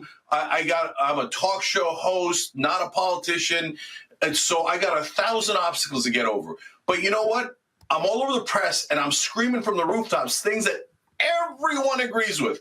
And whatever show I go on, Roland, it's not just left wing. Even when I go on right wing shows where they're like, yeah, well, higher wages would be good. Lower drug prices would be good. Wouldn't it be amazing if there was actually a fighter against corruption and on behalf of all these issues? You take my attitude, you put it on someone that the press considers quote unquote credible, and that person wins easily. Go fight. Republicans fight like crazy. That's why everybody's going to show up for Donald Trump and nobody's going to show up for Joe Biden because that guy doesn't fight for anybody. Okay, so you say you said one example statewide is a Fetterman. So you say one example statewide is a Fetterman who right now is getting blasted for his position regarding Israel. But you also talk about someone like yourself. Yet when you ran for Congress, you only got 5% of the vote. You came in first. So if you could not make that work in a congressional race, getting 5% of the vote coming in fourth, how do you think that works nationally? Yeah. So first of all, so you're not wrong to bring that up. I totally get it. I got 6.6%, and that number sucks. Okay. And so you say, okay, why come this didn't work? Okay, so at a local, and then how dare you on a presidential level? Let me explain both sides of it. So number one, at the local level, it's harder than the presidential race. And I know because I just did both. I'm in the middle of doing one, I did the other one. And so why is Congress harder? Because mainstream media comes and smears the living hell out of you. For me, they call me anti-Muslim when I'm Muslim. I mean, they just lied about every single thing about my past. And if I saw the articles in the LA Times and New York Times and I never knew anything else about me, I would have voted against me. I wouldn't have voted for an anti-Muslim, racist, sexist, etc. guy. But that's not at all who I am. So they just smear you, and then they never give the mic back, Roland. Like there was no press, no interviews, no nothing. I asked the LA Times, are you guys ever going to write an article about the policy issues in this race? And they literally said, no, we're only going to do the fake scandals against you. They didn't say fake, obviously. And that's it. That's it. All we're going to do is smear you. Now, at the presidential level, it's actually a little bit easier to get the mic. And so When you come in at 6.6% on a congressional race, you're going to come in at 0% on the presidential level, right? I mean, at the presidential level, we got Governor of Arkansas and Governor of North Dakota coming in at 0 and 1%. We got Chris Christie at 2%. So there's no chance that I'm going to get a number at the presidential level, right? Wrong. Quinnipiac poll, 2%. I'm higher than 3 governors. Why? Because, first of all, Young Turks is a nationwide, worldwide show. So whatever I get in a congressional district, I can get at the national level. But second of all, Roland, it's because I'm actually now in a lot of the media. I've been doing a lot of black radio. I've been doing a lot of online shows. I've been doing every kind of show there is. Did Breakfast Club yesterday. Here I am with you, Roland, today.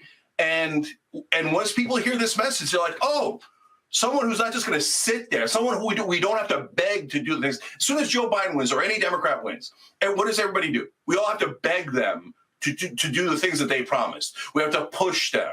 Why? We already elected you. Why don't you just do it already? Imagine having a Democrat who's going to get in there and he can't wait to pass bills because who wins is irrelevant. Who cares if it's Cenk Uygur or Joe Biden or Marianne Williamson? That's just status and title. The only thing that matters is passing bills, because when you pass bills, you change lives. Higher minimum wage, lower drug prices. But we haven't had a Democrat fight like that in 40, 50 years. So the only issue is getting enough media rolling.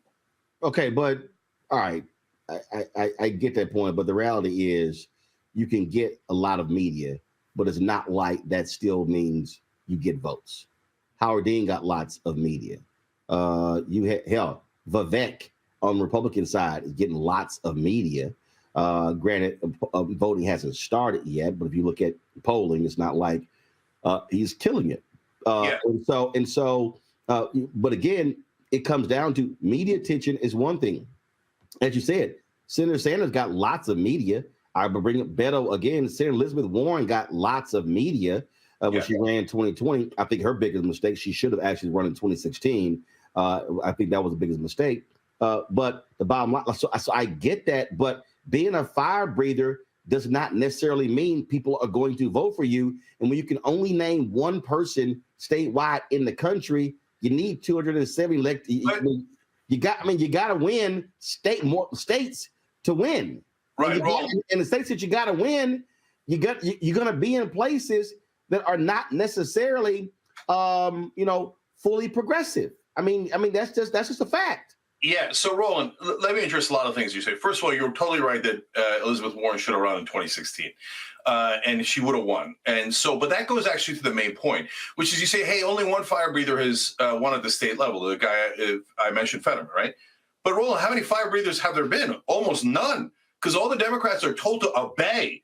I mean, we got Joe Biden, who's definitely going to lose this election. He's sitting at 37% approval, 59% disapproval. And what do all the Democrats do? They obey. They say, well, okay, I don't mind losing Donald Trump. I don't mind losing democracy as long as we obey the dear leader. And we never raise our voice and we never create trouble. We never do anything that's impolite. There's no fire breathers in the Democratic Party. It's me, and it used to be Fetterman, and now he's been neutered in the Senate as well. In terms of the guys that you mentioned, these are good examples. Vivek Ramaswamy, he did get a lot of media attention, but he's not rising in the polls. Why? Because his ideas are super unpopular, whereas our ideas are incredibly popular. So when you look at, for example, lowering drug prices, that's at 90%. Ending gerrymandering, 90%. Federal background checks, 97%. Family leave, 84%. Okay, you got to have the fire breather plus media plus really popular policies, and that is all progressives. And in terms of Bernie, the number one reason he lost in 2016 and 2020, Roland, is because he chose not to fight back. He barely laid a glove on Hillary Clinton and Joe Biden. We told him, will you, for God's sake, attack?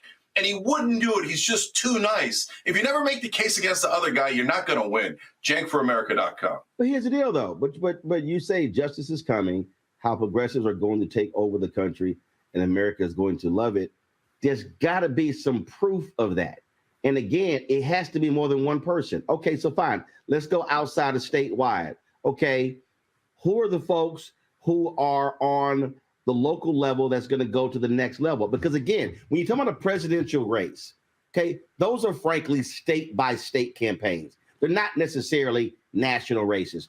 They're state by state. You have to look at the politics in that particular state, whether we're talking about Nevada, Georgia, North Carolina, we're talking Minnesota, we're talking Texas, Florida, we're talking, these different places. All right. So that's really what they are. But you also have got to have a bench. And so where is it? Where's the bench? And if you're going to say take over the country, you got to take over more than one seat. And so where are the multiple candidates? And then the next piece is, okay, if it's coming, where are they being trained? Where are they being raised up? Yeah. So let me address that too. So I remember when we started Just Democrats, people thought it was impossible. And they said, you're not going to win anywhere. If you win, you get lucky one place. That's it. Right. And I asked every reporter I could find. Every one of them said you'll either get 0 or 1 candidate in. Well, what happened next? You want to talk about fire breathers? Well, AOC beat Joe Crowley, the 4th most powerful Democrat in the House. In fact, if she hadn't beat him, he had a Keaton Jeffries role. He would probably be Speaker of the House right now. And that was a historic upset when nobody thought it was possible. Why?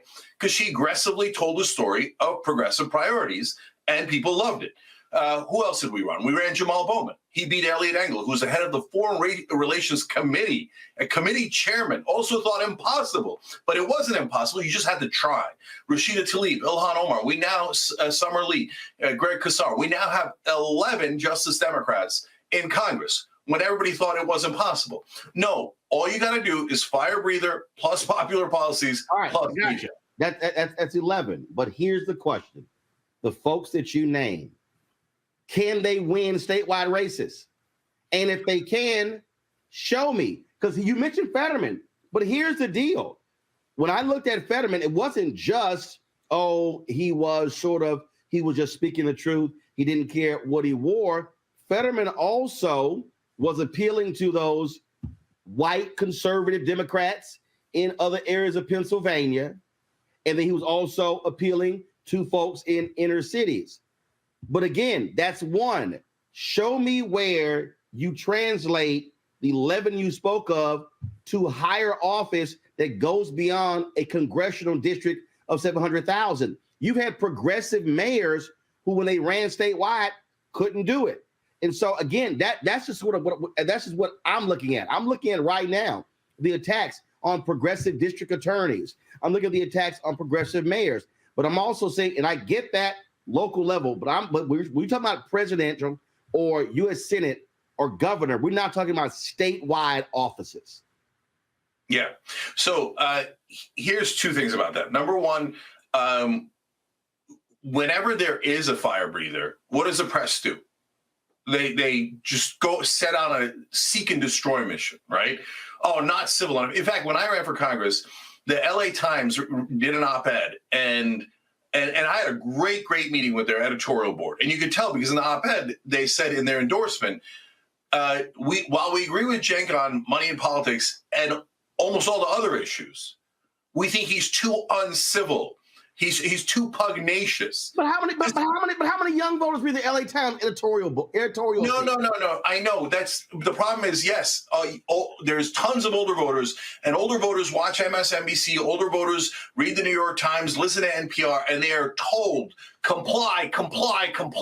You must pick a super weak Democrat who's definitely not going to deliver for you. A corporate guy who takes tons of campaign contributions and is super corrupt, and they believe that nonsense. They've got to stop believing that nonsense. Turn off mainstream media and actually get a fighter who's going to fight for you. JankForAmerica.com. But look, here's the problem, Cenk. If you have more Gen Z and millennial voters today than you do baby boomers and Gen X, it ain't happening. But it is by 2028, Roland. We're going to have the majority. You're almost giving up before we're about to get to victory. No. I'm not. We're about to get to victory. Giving up. Do not snatch defeat from the jaws of victory. I'm not giving up. Here's what I'm doing. I'm doing the math. I'm looking at Abeto. I'm looking at what happened in Louisiana. I'm looking at places where, yes, you are seeing young voters show up. They showed up in 2020. In 2022, what happened in Virginia, some of the places.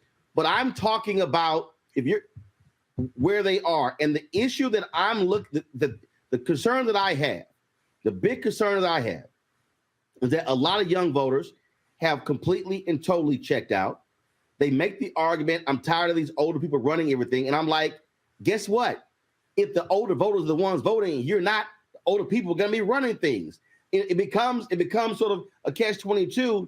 And so what you're laying out, when are the people who you're talking about? When you say progressives are going to take over the country, when are they going to show up in mass and do it?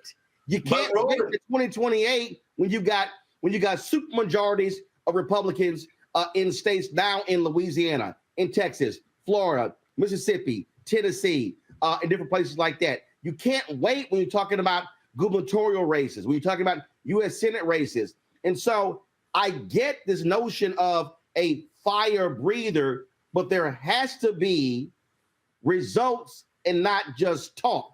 And that's what I'm not seeing. But Roland, first of all, you just said it. The evidence was in 2020 and 2022.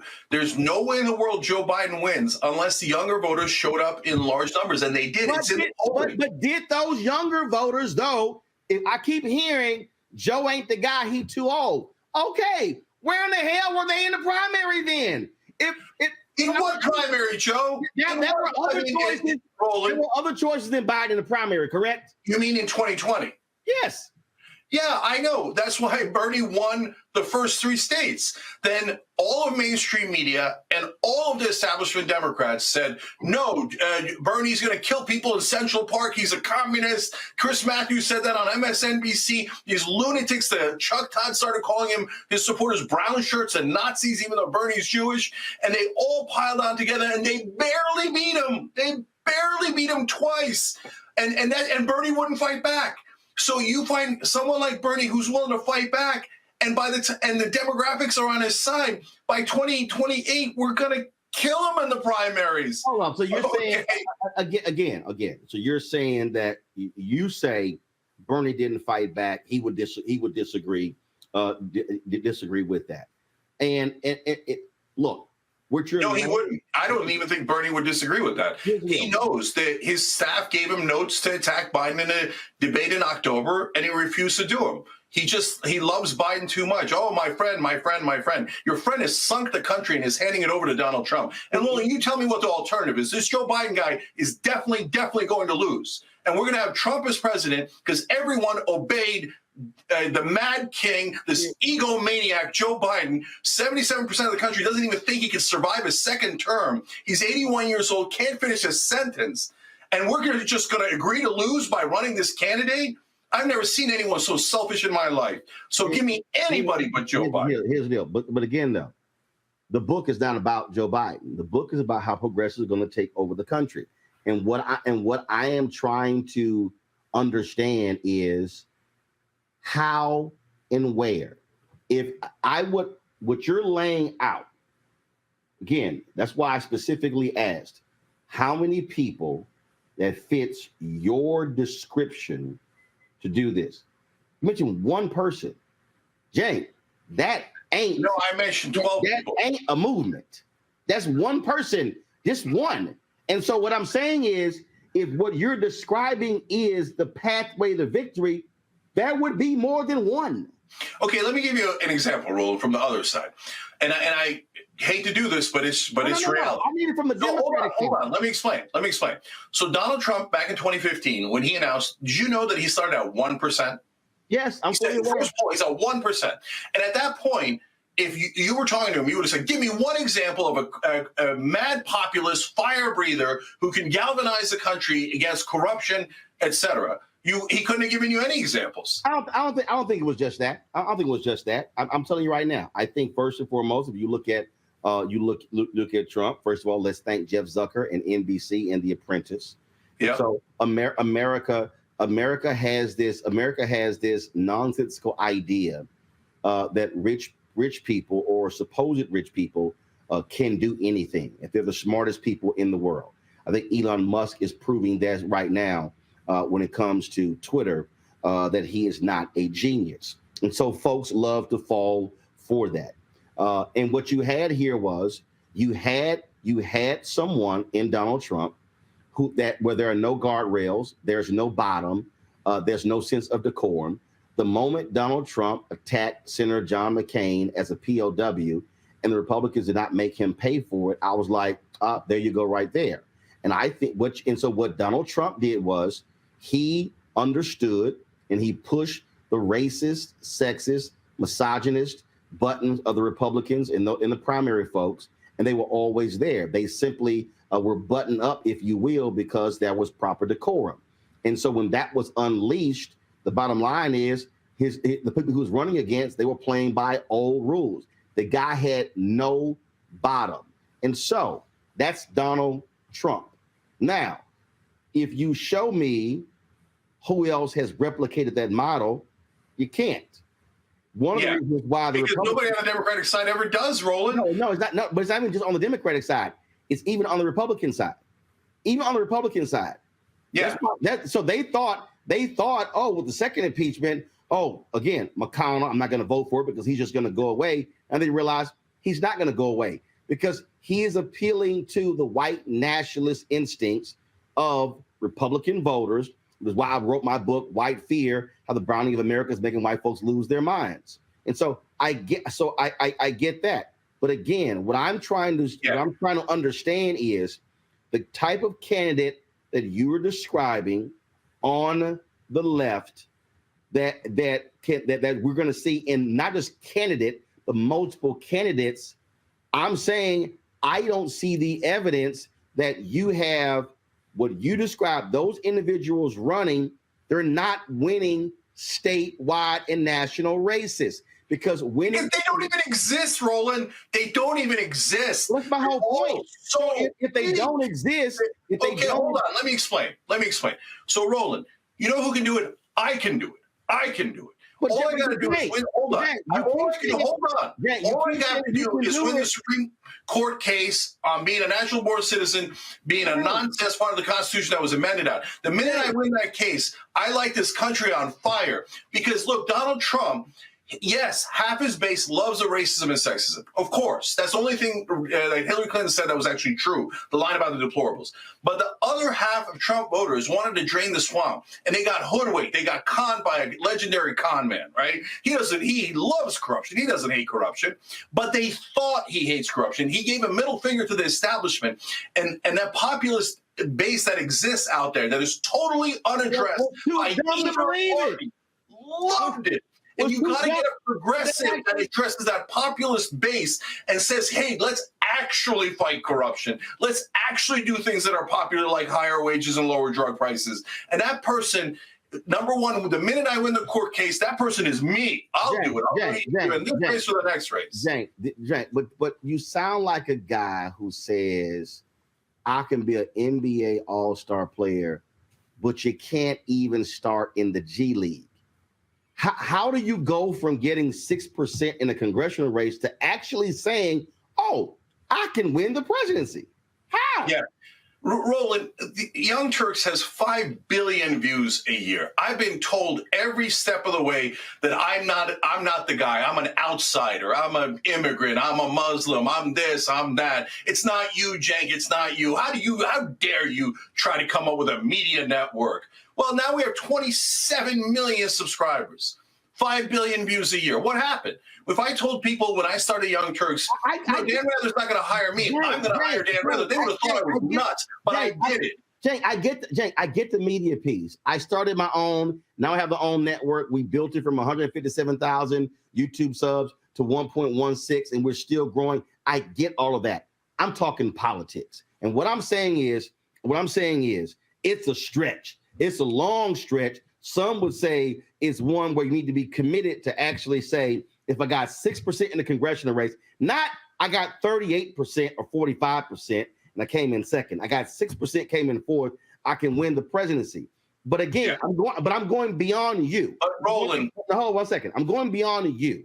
What I'm talking about is a broader movement. And I understand those Justice Democrats.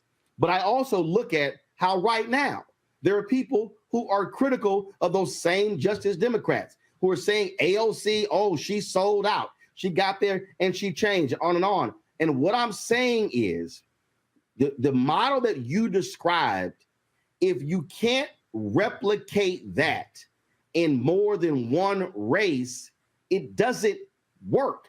I'm just simply saying, show me the pathway. Cenk, I'm taking you a president out. What I'm saying is, show me the pathway. Okay, but Roland, let me give you another example. So I gave the example of Donald Trump starting at 1% and then winning the presidency. That wasn't good enough. I gave you the example of 11 Justice Democrats, all told impossible. They all win, not good enough. Fetterman he's the only one that tries. No, I didn't say not good enough. Spectacularly not good enough. Hold on, let me give you one more example. Let me give you one more example. Okay. A young kid named Barack Obama runs against Congressman Bobby Rush. Yeah. And he gets humiliated. He gets defeated thoroughly. And if at that point you were interviewing him, Roland, and you had this mindset, admit that you would tell Barack Obama, how dare you? How dare you? You have no way of being able to do this. You have no pathway. You have no data to back you up. All you've done is lose an election. But he did it, didn't he, Roland? No. Hold up. How did he do it? Look, well, first of all, he tried. Number one thing is get caught trying. CenkForAmerica.com. Okay. No. Cenk, that's not what happened. He didn't just try. After he lost to Congressman Bobby Rush, then when he made the decision to run for United States Senate, he made a calculated decision, and that is he took a meeting with Illinois Senate President Emil Jones. And in Illinois, there were three major Democratic figures in Illinois politics. There was Daley, the mayor of Chicago. There was Rod Blagojevich, the governor of Illinois. And there was Mike Madigan, who was Speaker of the House. Emil Jones was totally ignored. He was deemed to be irrelevant. So what did Obama do? Obama played on his ego. He went to Emil Jones and he said, how would you like to make a United States senator? That's what he did. State Senator Barack Obama was not a major player in the Illinois Senate. He wasn't. He went to Emil Jones, and Emil Jones said, interesting idea. It was Emil Jones, the Senate president, who was the one who said, all right, I'm stripping all of your names off of these bills, and his name is going on those bills. One of those bills that were racial profiling. The state senator who had been championing that for a long time, Ricky, his name last name escapes right now, went off. He was pissed. And Emil Jones literally was like, shut the fuck up. I'm going to make a United States senator. And that's what happened. So when Obama ran, Obama was able to talk about all of these bills that he passed. He didn't actually pass the bills. It was State Senator Emil Jones. And then when he ran, again, very smart campaign, but he also greatly benefited from complete implosion on the Republican side. I'm not saying that they would have won. What I'm saying is that was the pathway. Now what I'm also saying is the person who you're describing, this hardcore, what you're describing, progressive, that wasn't Obama. Obama's persona and how he ran, it appealed to progressives, it appealed to moderates, it appealed to centrists, it appealed to Republicans as well. Yeah. And then wait a minute, then he goes to United States Senate, same thing. And so the type of person you're describing, that ain't Obama. And in fact, progressives were highly critical of Obama because they said he was too moderate. Yeah. No, Roland, about that, you're totally right. I use Obama not as the progressive model. He went in a completely different track. He went in the establishment track. And he said, okay, I'm going to do whatever these politicians say and whatever the donors say. And that worked for him. But the reason I use him but that was a different time. And the reason I use him as an example is after he got, after he lost very, very badly to Bobby Rush at the congressional level, everybody thought he was nuts for running at the Senate level. How dare you run for the Senate when he got clowned running for Congress? And then he was only 2 years as a senator when he decided to take on the giant Hillary Clinton. And everybody thought he was crazy, that he had no data to back him up, no pathway, no other person that had done it, right? Now, but that was a different time where going the establishment route would have worked. Now going the establishment route, basically for voters under 50 means you're a sellout and you're just doing whatever the donors say, and it's not going to work in the same way. But if you have an Obama-like figure who's a progressive at this moment and is willing to take those chances, and by the way, take the ridicule and take all the mud and all the things that people sling at them, at this point, they can make the exact same kind of run, but on the progressive track rather than the establishment track. But I want to agree with you on one more thing. But I'm not just talking about presidential. What you're describing, so this is very simple. Is this book, Justice is Coming, how progressives are going to take over the country and Americans are going to love it? Is this really about Cenk running for president? Or is this a blueprint? Or is this a blueprint? Or is this, if you will, a call to arms for what is going to happen in terms of progressives that you're describing winning nationally, winning gubernatorial races, winning state races, winning U.S. Senate races, winning additional congressional races. And what I am saying is, I get the Justice Democrats. I get those. What I'm saying is, you got to graduate from mayoral wins, congressional wins, DA wins to higher office. And so who are the people? So let's say you mentioned Fetterman. Okay, who are the folks that we should be looking out for? Give me names of individuals who do you believe are going to be going to the next level to win these larger offices using the model that you laid out? Who are they? Yeah. So first of all, let me address the thing that you said earlier, Roland. No, this book has nothing to do with this campaign. I started writing this book 4 years ago. It took way too long. It got released months ago. I never looked. This interview got booked a long time ago about the book, and we had delays, etc.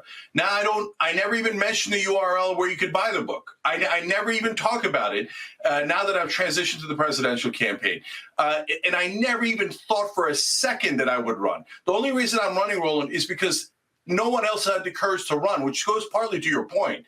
Look, I asked every progressive to run, they wouldn't do it. Then I publicly asked for the Democratic governors to run against Joe Biden. Then I asked Jon Stewart to run against Joe Biden. I asked everybody and their mother to run against Joe Biden because he's definitely going to lose. He's 15 points lower than when he barely beat Trump last time in the Electoral College. But no one has that kind of courage, apparently. So then it's crazy for me to run. You think I don't know it's crazy? Of course I know. Okay? The reason I'm doing it is because I got to shake people out of their complacency. And I have to show them, hey, look, if I can rise from 2% to 4% to 8% to whatever I can rise to, imagine what you could do if you don't have the issues that I have of not being a natural born citizen, et cetera, right? Imagine what anybody could do if they actually ran this way. So in a sense, I'm trying to be a role model and try to gather up the courage of these folks. Hey, stop listening to Democratic consultants. All they ever do is tell you to take the cash because they're going to take 15% of it. All they ever do is tell you to behave and obey and comply. Fight. Give me one fighter, and I'll show you exactly what Barack Obama did and unfortunately what Donald Trump did. Okay, and first of all, I've been highly critical of the consultants, absolutely, when it comes to them snatching the money, things along those lines. But I'm going to ask again, okay, the folks that you're describing, who are they? Who are the up-and-comers? If somebody's watching and listening to this, and somebody who covers politics, who are the people, who are the names we should be looking out for who are ready to go next level and fit the category or the description that you've laid out? Who are they? Where are they? Look, I think that the 11 Justice Democrats had a real shot at it. But you mentioned something earlier that we didn't get to explore too much, and I want to mention it here. Those folks are creating an issue for themselves, which is that they're not understanding the problem of crime. And so when I say progressive, I mean all the issues that we all agree on as Democrats, all the ones that Joe Biden pretended he was going to do, right? But nobody's in favor of higher crime. And so right now, unfortunately, this culture wars are killing us. And they're meant to divide us. They're meant to distract us. if you had a progressive that was an economic populist, but was reasonable, moderate, whatever word you want to use, on crime and social issues, that person would win easily. But unfortunately, a lot of the Just Democrats have not gone in that direction. They've gone full culture wars.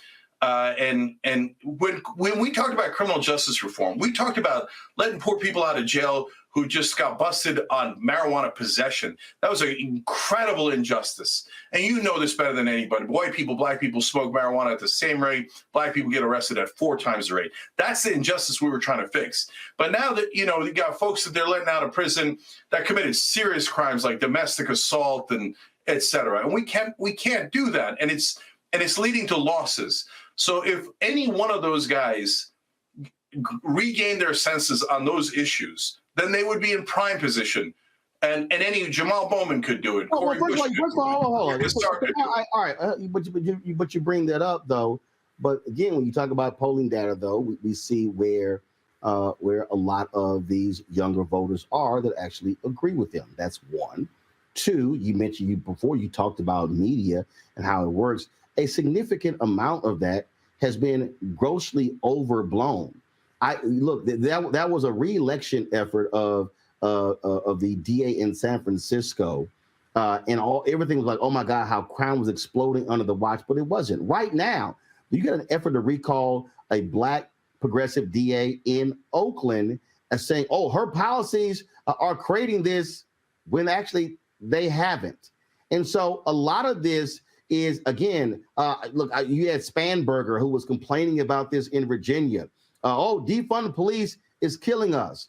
No, actually, that wasn't it, because there were other Democrats who won. You also just had some Democrats who lost because they were shitty campaigners.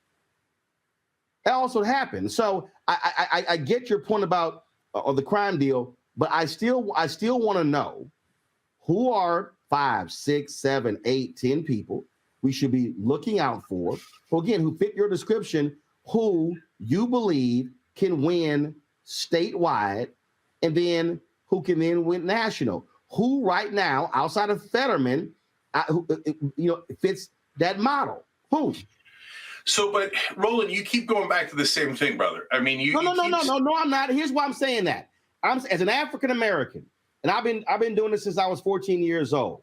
When I was sitting here looking at individuals covering politics and looking at individuals who are up and coming, who are state rep, who are state senators, people who might be a commissioner, who are potential mayoral candidates, who are potential folks who can run statewide, because the reality is they've got to build something to actually get there.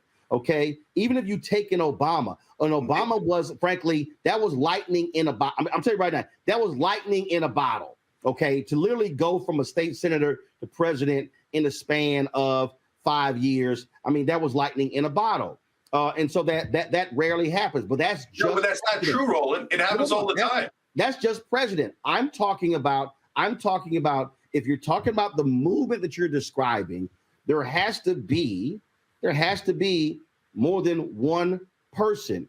And what I'm saying is, are we seeing this? Are we seeing this movement towards what you're describing? And if it is happening, then you could offer me more names who's actually doing it. No, you're thinking about it the wrong way, Roland. Let me address it in 2 ways. Number one, the problem with going from the bottom up, and everybody thinks you got to go bottom up. But the problem is that process corrupts you. So in order to win those elections one by one, what do you have to do? You have to go and beg the donors. You have to go beg corporations. You have to go beg rich people. Please, please, please let me be mayor, rich person. Please, please let me be a congressman. Please let me be senator, rich person. Please, please, please. By the time you're done with that, you're so dripping in corruption that you're never going to be the lightning in a bottle. No, what you actually need is the Obama model, and I hate to say it, but the Trump model. And they were both lightning in a bottle, and they both came up from top. They didn't, you mentioned, Obama in the bottom. I hear you on that. But again, Trump came at it from completely the top, and Obama jumped everybody in the proceedings. They were both lightning in a bottle. So I'm giving you precedent of people that came out of nowhere over and over again, and you just won't hear it. You can't use Trump for Democrats and progressives because it doesn't work. It doesn't work. No one's ever tried it, Roland. No. It doesn't work. Everyone who's tried it has won. Cenk, you actually think that Democrats and progressives are going to respond to a Trump-like Democrat the same way Republicans did? But not to the racism and the sexism and the crap like that. Of course not. I'm not talking about that. I'm talking about the populist end where he says, screw the politicians, screw the establishment, screw the system, screw the donors. Now, he doesn't mean it. He doesn't mean it. That's why he's such a poison in this country. If you had a progressive who believed that and said that, yes, they would win in a landslide. And then the one that came closest to it of doing that, you said, well, he didn't go hard enough, and that was Bernie. Yeah, if Bernie was a fighter, he'd have won easily. In 2020, he'd have won easily. In 2016, he would have been able to pull it out. Do you know that about a quarter of Trump supporters would have voted for Bernie? Why? Because they're looking for a populist, and the Democrats won't give them one. Give them a populist, and they're going to vote for you. But instead, we keep putting up corpses like Joe Biden. Oh, here's a guy who's drenched in corruption. Used to be known as a senator from MBNA, a credit card company. Go work for this fossil who's obviously corrupt. And Cenk, here's why I absolutely disagree with you. And it is because the problem is, it is what you're describing, that Trump candidate, is easier to run on the right because the buttons they can push. Democrat progressive voters are simply more broad and have more varied interest. They just do. They just do. I mean, why look, did the Democrats stay home? Why did the Democrats stay home? Why did the younger voters stay home? Because we never give them a reason to show up. All of our guys, all of our lives, and Roland, you know this for a fact. Every Democrat promises the moon in the sky, then they get in and go, oh, there's nothing I could do. I didn't pass any of the damn bills because the parliamentarian, my mom, my dog ate my homework, my dog ate my policy. They suck. They never deliver. That's why nobody shows up to vote for them. Give them somebody to vote for. Here's where you were wrong earlier when you say, well, I voted for you. And that's wrong. I have long said that the election is the end of one process and the beginning of another.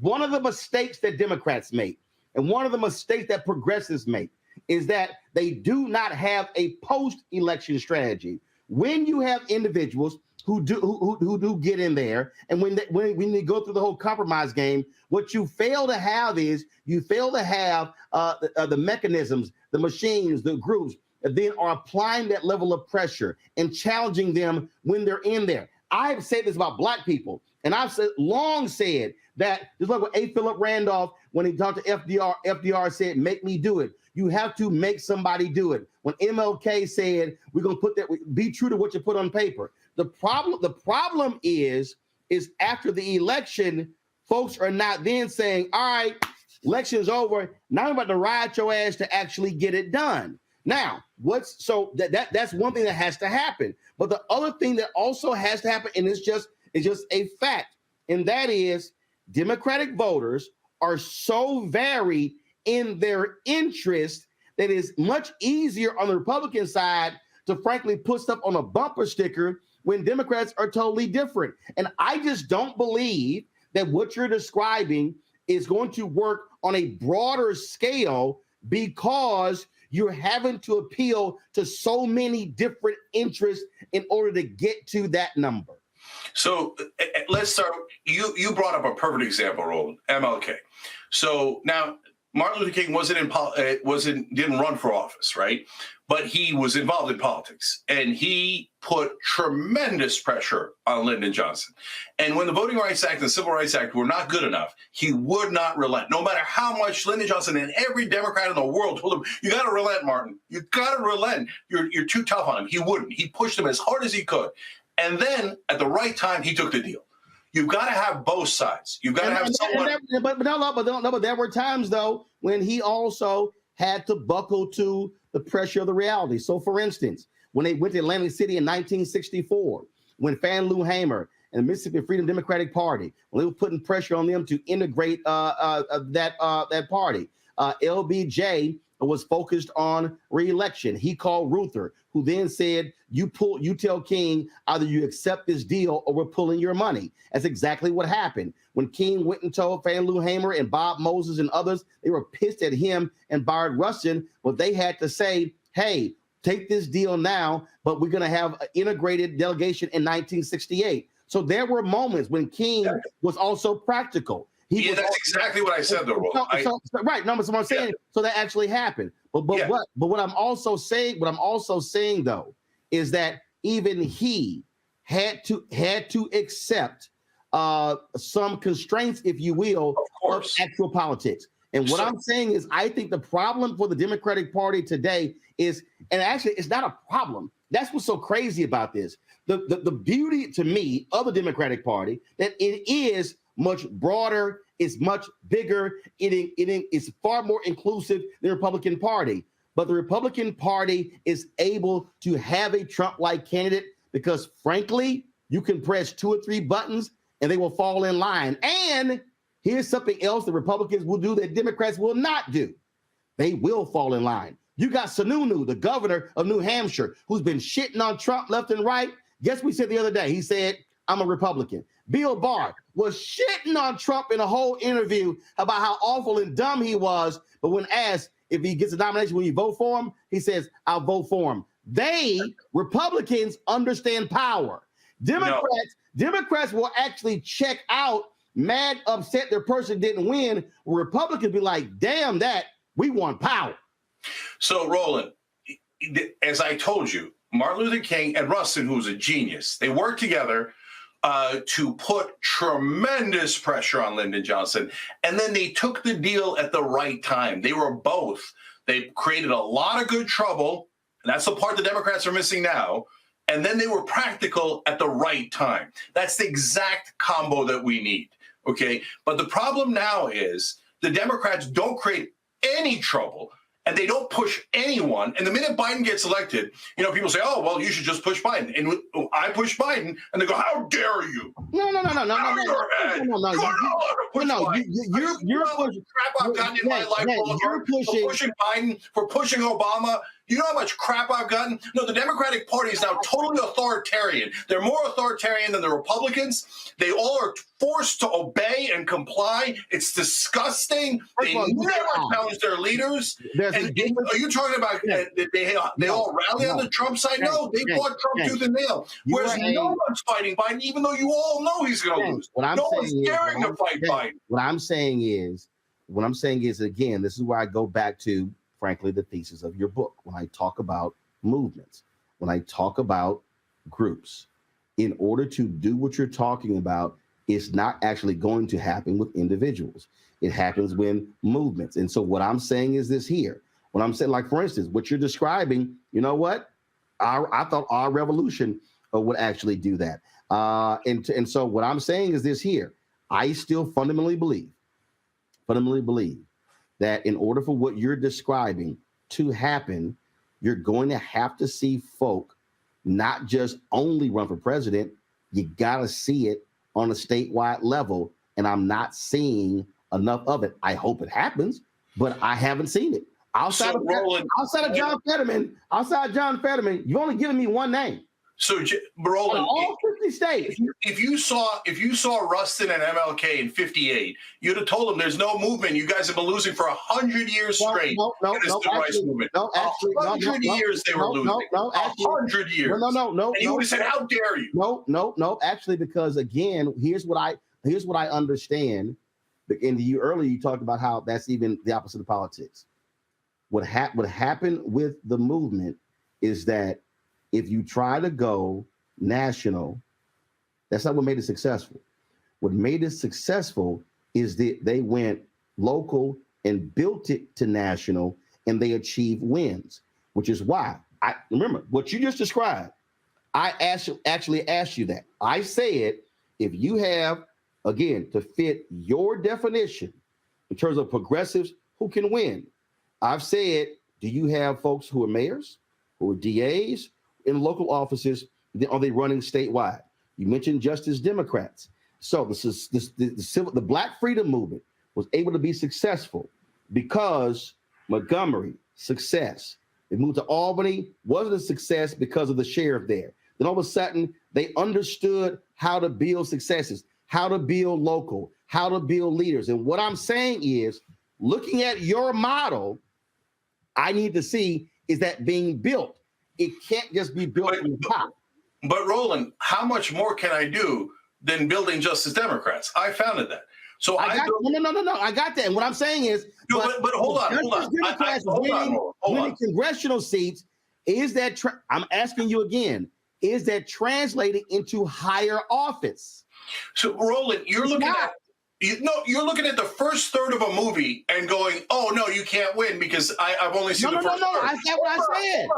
So now, when I started 21 years ago, there was no progressives in media other than black radio. Okay, and then and then we built up an empire that was impossible. Then I started, so all of a sudden, it turns out progressives can win in media. And then I started Justice Democrats, and all of a sudden, everybody thought it was impossible, and we got 11 in. So that's grassroots, that's building from the top, from the bottom up. So we've done every step of the process. Now I'm doing the presidential, now I'm doing the presidential race. So I've done media, I've done grassroots, I've done Congress, now we're doing presidential. What else do you want me to do? Do you want me to write the ending of the movie and then give it to you? And then you go, after I win, you go, oh, okay, I see it now. No. So you would stop every movie right in the middle and go, no, not impossible. Impossible. Don't do it. Get out of here. No, just take the corporate campaign money, vote for losers like Joe Biden and Hillary Clinton who lose to Donald Trump. Not it. Let them take all the stupid money and serve the corporate donors. Cenk, is not it. What I'm saying is this here. The model that you have, the model that you have described, in order for it to happen nationally, you're going to have to win statewide races. And what I'm saying is, and I've asked you 3 or 4 times, and you haven't given me any name. Cenk, I have. You asked the same question in 1958 to Rustin. You would have asked the same exact question. How dare you? How dare you organize the civil rights movement? You can't show me any wins. You can't show me any wins. Cenk, and what I'm saying is, the next evolution has to be, how do you translate Justice Democrats wins in congressional races to now statewide and national? That to me is the next challenge. I didn't say it can't happen. What I said is, in order for what you're describing, the thesis of your book, when you say how progressives are going to take over the country and America's going to love it, is that it is going to have to take folks going to the next level. And when the only person who you mentioned, Fetterman, is the only example who's won statewide. And what I'm saying is, in order for this to happen, there are going to have to be more statewide wins to make this happen. Yeah, and that's exactly what I'm trying to do, Roland. And why have we interviewed hundreds of progressives on TYT, my network? That, it gets no clicks at all. It's like we try so hard to get those folks press. It's not a thing because of the algorithm. I do the same thing. And look, I know what people click on. I purposely don't do gossip. I don't do Zeus Network fights. I don't do stuff that you see on Hollywood Unlocked in the Shade Room and some of these other different people, because my whole deal is that you want to go there for that kind of stuff. That's great, but someone has to build this here. But I'm absolutely into. I understand, and I've spent significant time studying the Black Freedom Movement, talking to the architects of it, or how it was done. And what I'm saying is, what you're describing, the next phase definitely is going to be statewide. And when I look at what happened to Beto in Texas, and I look at young voters, what I keep telling young voters is, hey, I get it. You want to be excited. You want to be fired up. But here's the whole deal. While you're waiting for that person, shit is being passed that ain't helping you. So you know what? You better get in the game regardless of whether you get excited or not. Because guess what? Somebody's going to win whether you vote or not. Final comment. Yeah. And the reason I brought up the interviews with progressives, even though they don't do well for us, from a business perspective, is because I'm giving people an opportunity left and right. Every chance I get, I give others an opportunity so they can rise up in the same exact ways that you're talking about. Whether it's Jamal Bowman and Cori Bush and AOC who won, whether it's Nina Turner who lost, whether it's the next Bowman or Turner that comes by, we give them an opportunity at TYT and the Young Turks because we believe what you're saying, Roland, which is we need an army. We need a grassroots army. We need to win in Congress. We need to win at the state level. And at the state level, only one person has ever tried it. It's John Fetterman. So we're 1 for 1. So give me more of those candidates. Let's go run those candidates and give it to me at every level, including the presidential level. And that's why I'm here at cenkforamerica.com. My site's also BidenIsGonnaLose.com. That redirects to my site because he's going to lose, and we all know it. We're all on the Titanic. Either grab a lifeboat or turn the wheel, get somebody other than Joe Biden because he is definitely going to lose to Donald Trump. And I don't want to voluntarily run into an iceberg. I don't want to hand this country over to Trump, and that's what Biden's planning to do with his egomaniacal run. Oh, I need to be a 2-term president. My ego is more important than anything else. He's a narcissist. Get rid of him. Hey, look, get a better candidate. Here's the whole deal. Okay, anybody didn't think Biden wasn't going to run for a second term when he ran the first term, they're nuts. The reality is this here. When he won, look, I wasn't delusional. I said, if you tripping about Biden being his age now, well, hell, he was old when he ran the first time. He was always going to run for a second term. The last president who chose not to run for a second term was LBJ. That was going to happen. So I'm not confused. I'm not shocked, confused that he's running for a second term at all. That was always going to happen. I know. That's why I'm here to knock him out. Hell, Reagan ran for a second term. It was going to happen. So it's not like anybody is shocked that he ran for a second term. Folks, the book is called Justice is Coming, How Progressives Are Going to Take Over the Country and America's Going to Love It, by Cenk Uygur. Cenk, we appreciate it. Thanks so much. Thank you, Roland. I appreciate the conversation. All right. Enjoy. Thank you, brother.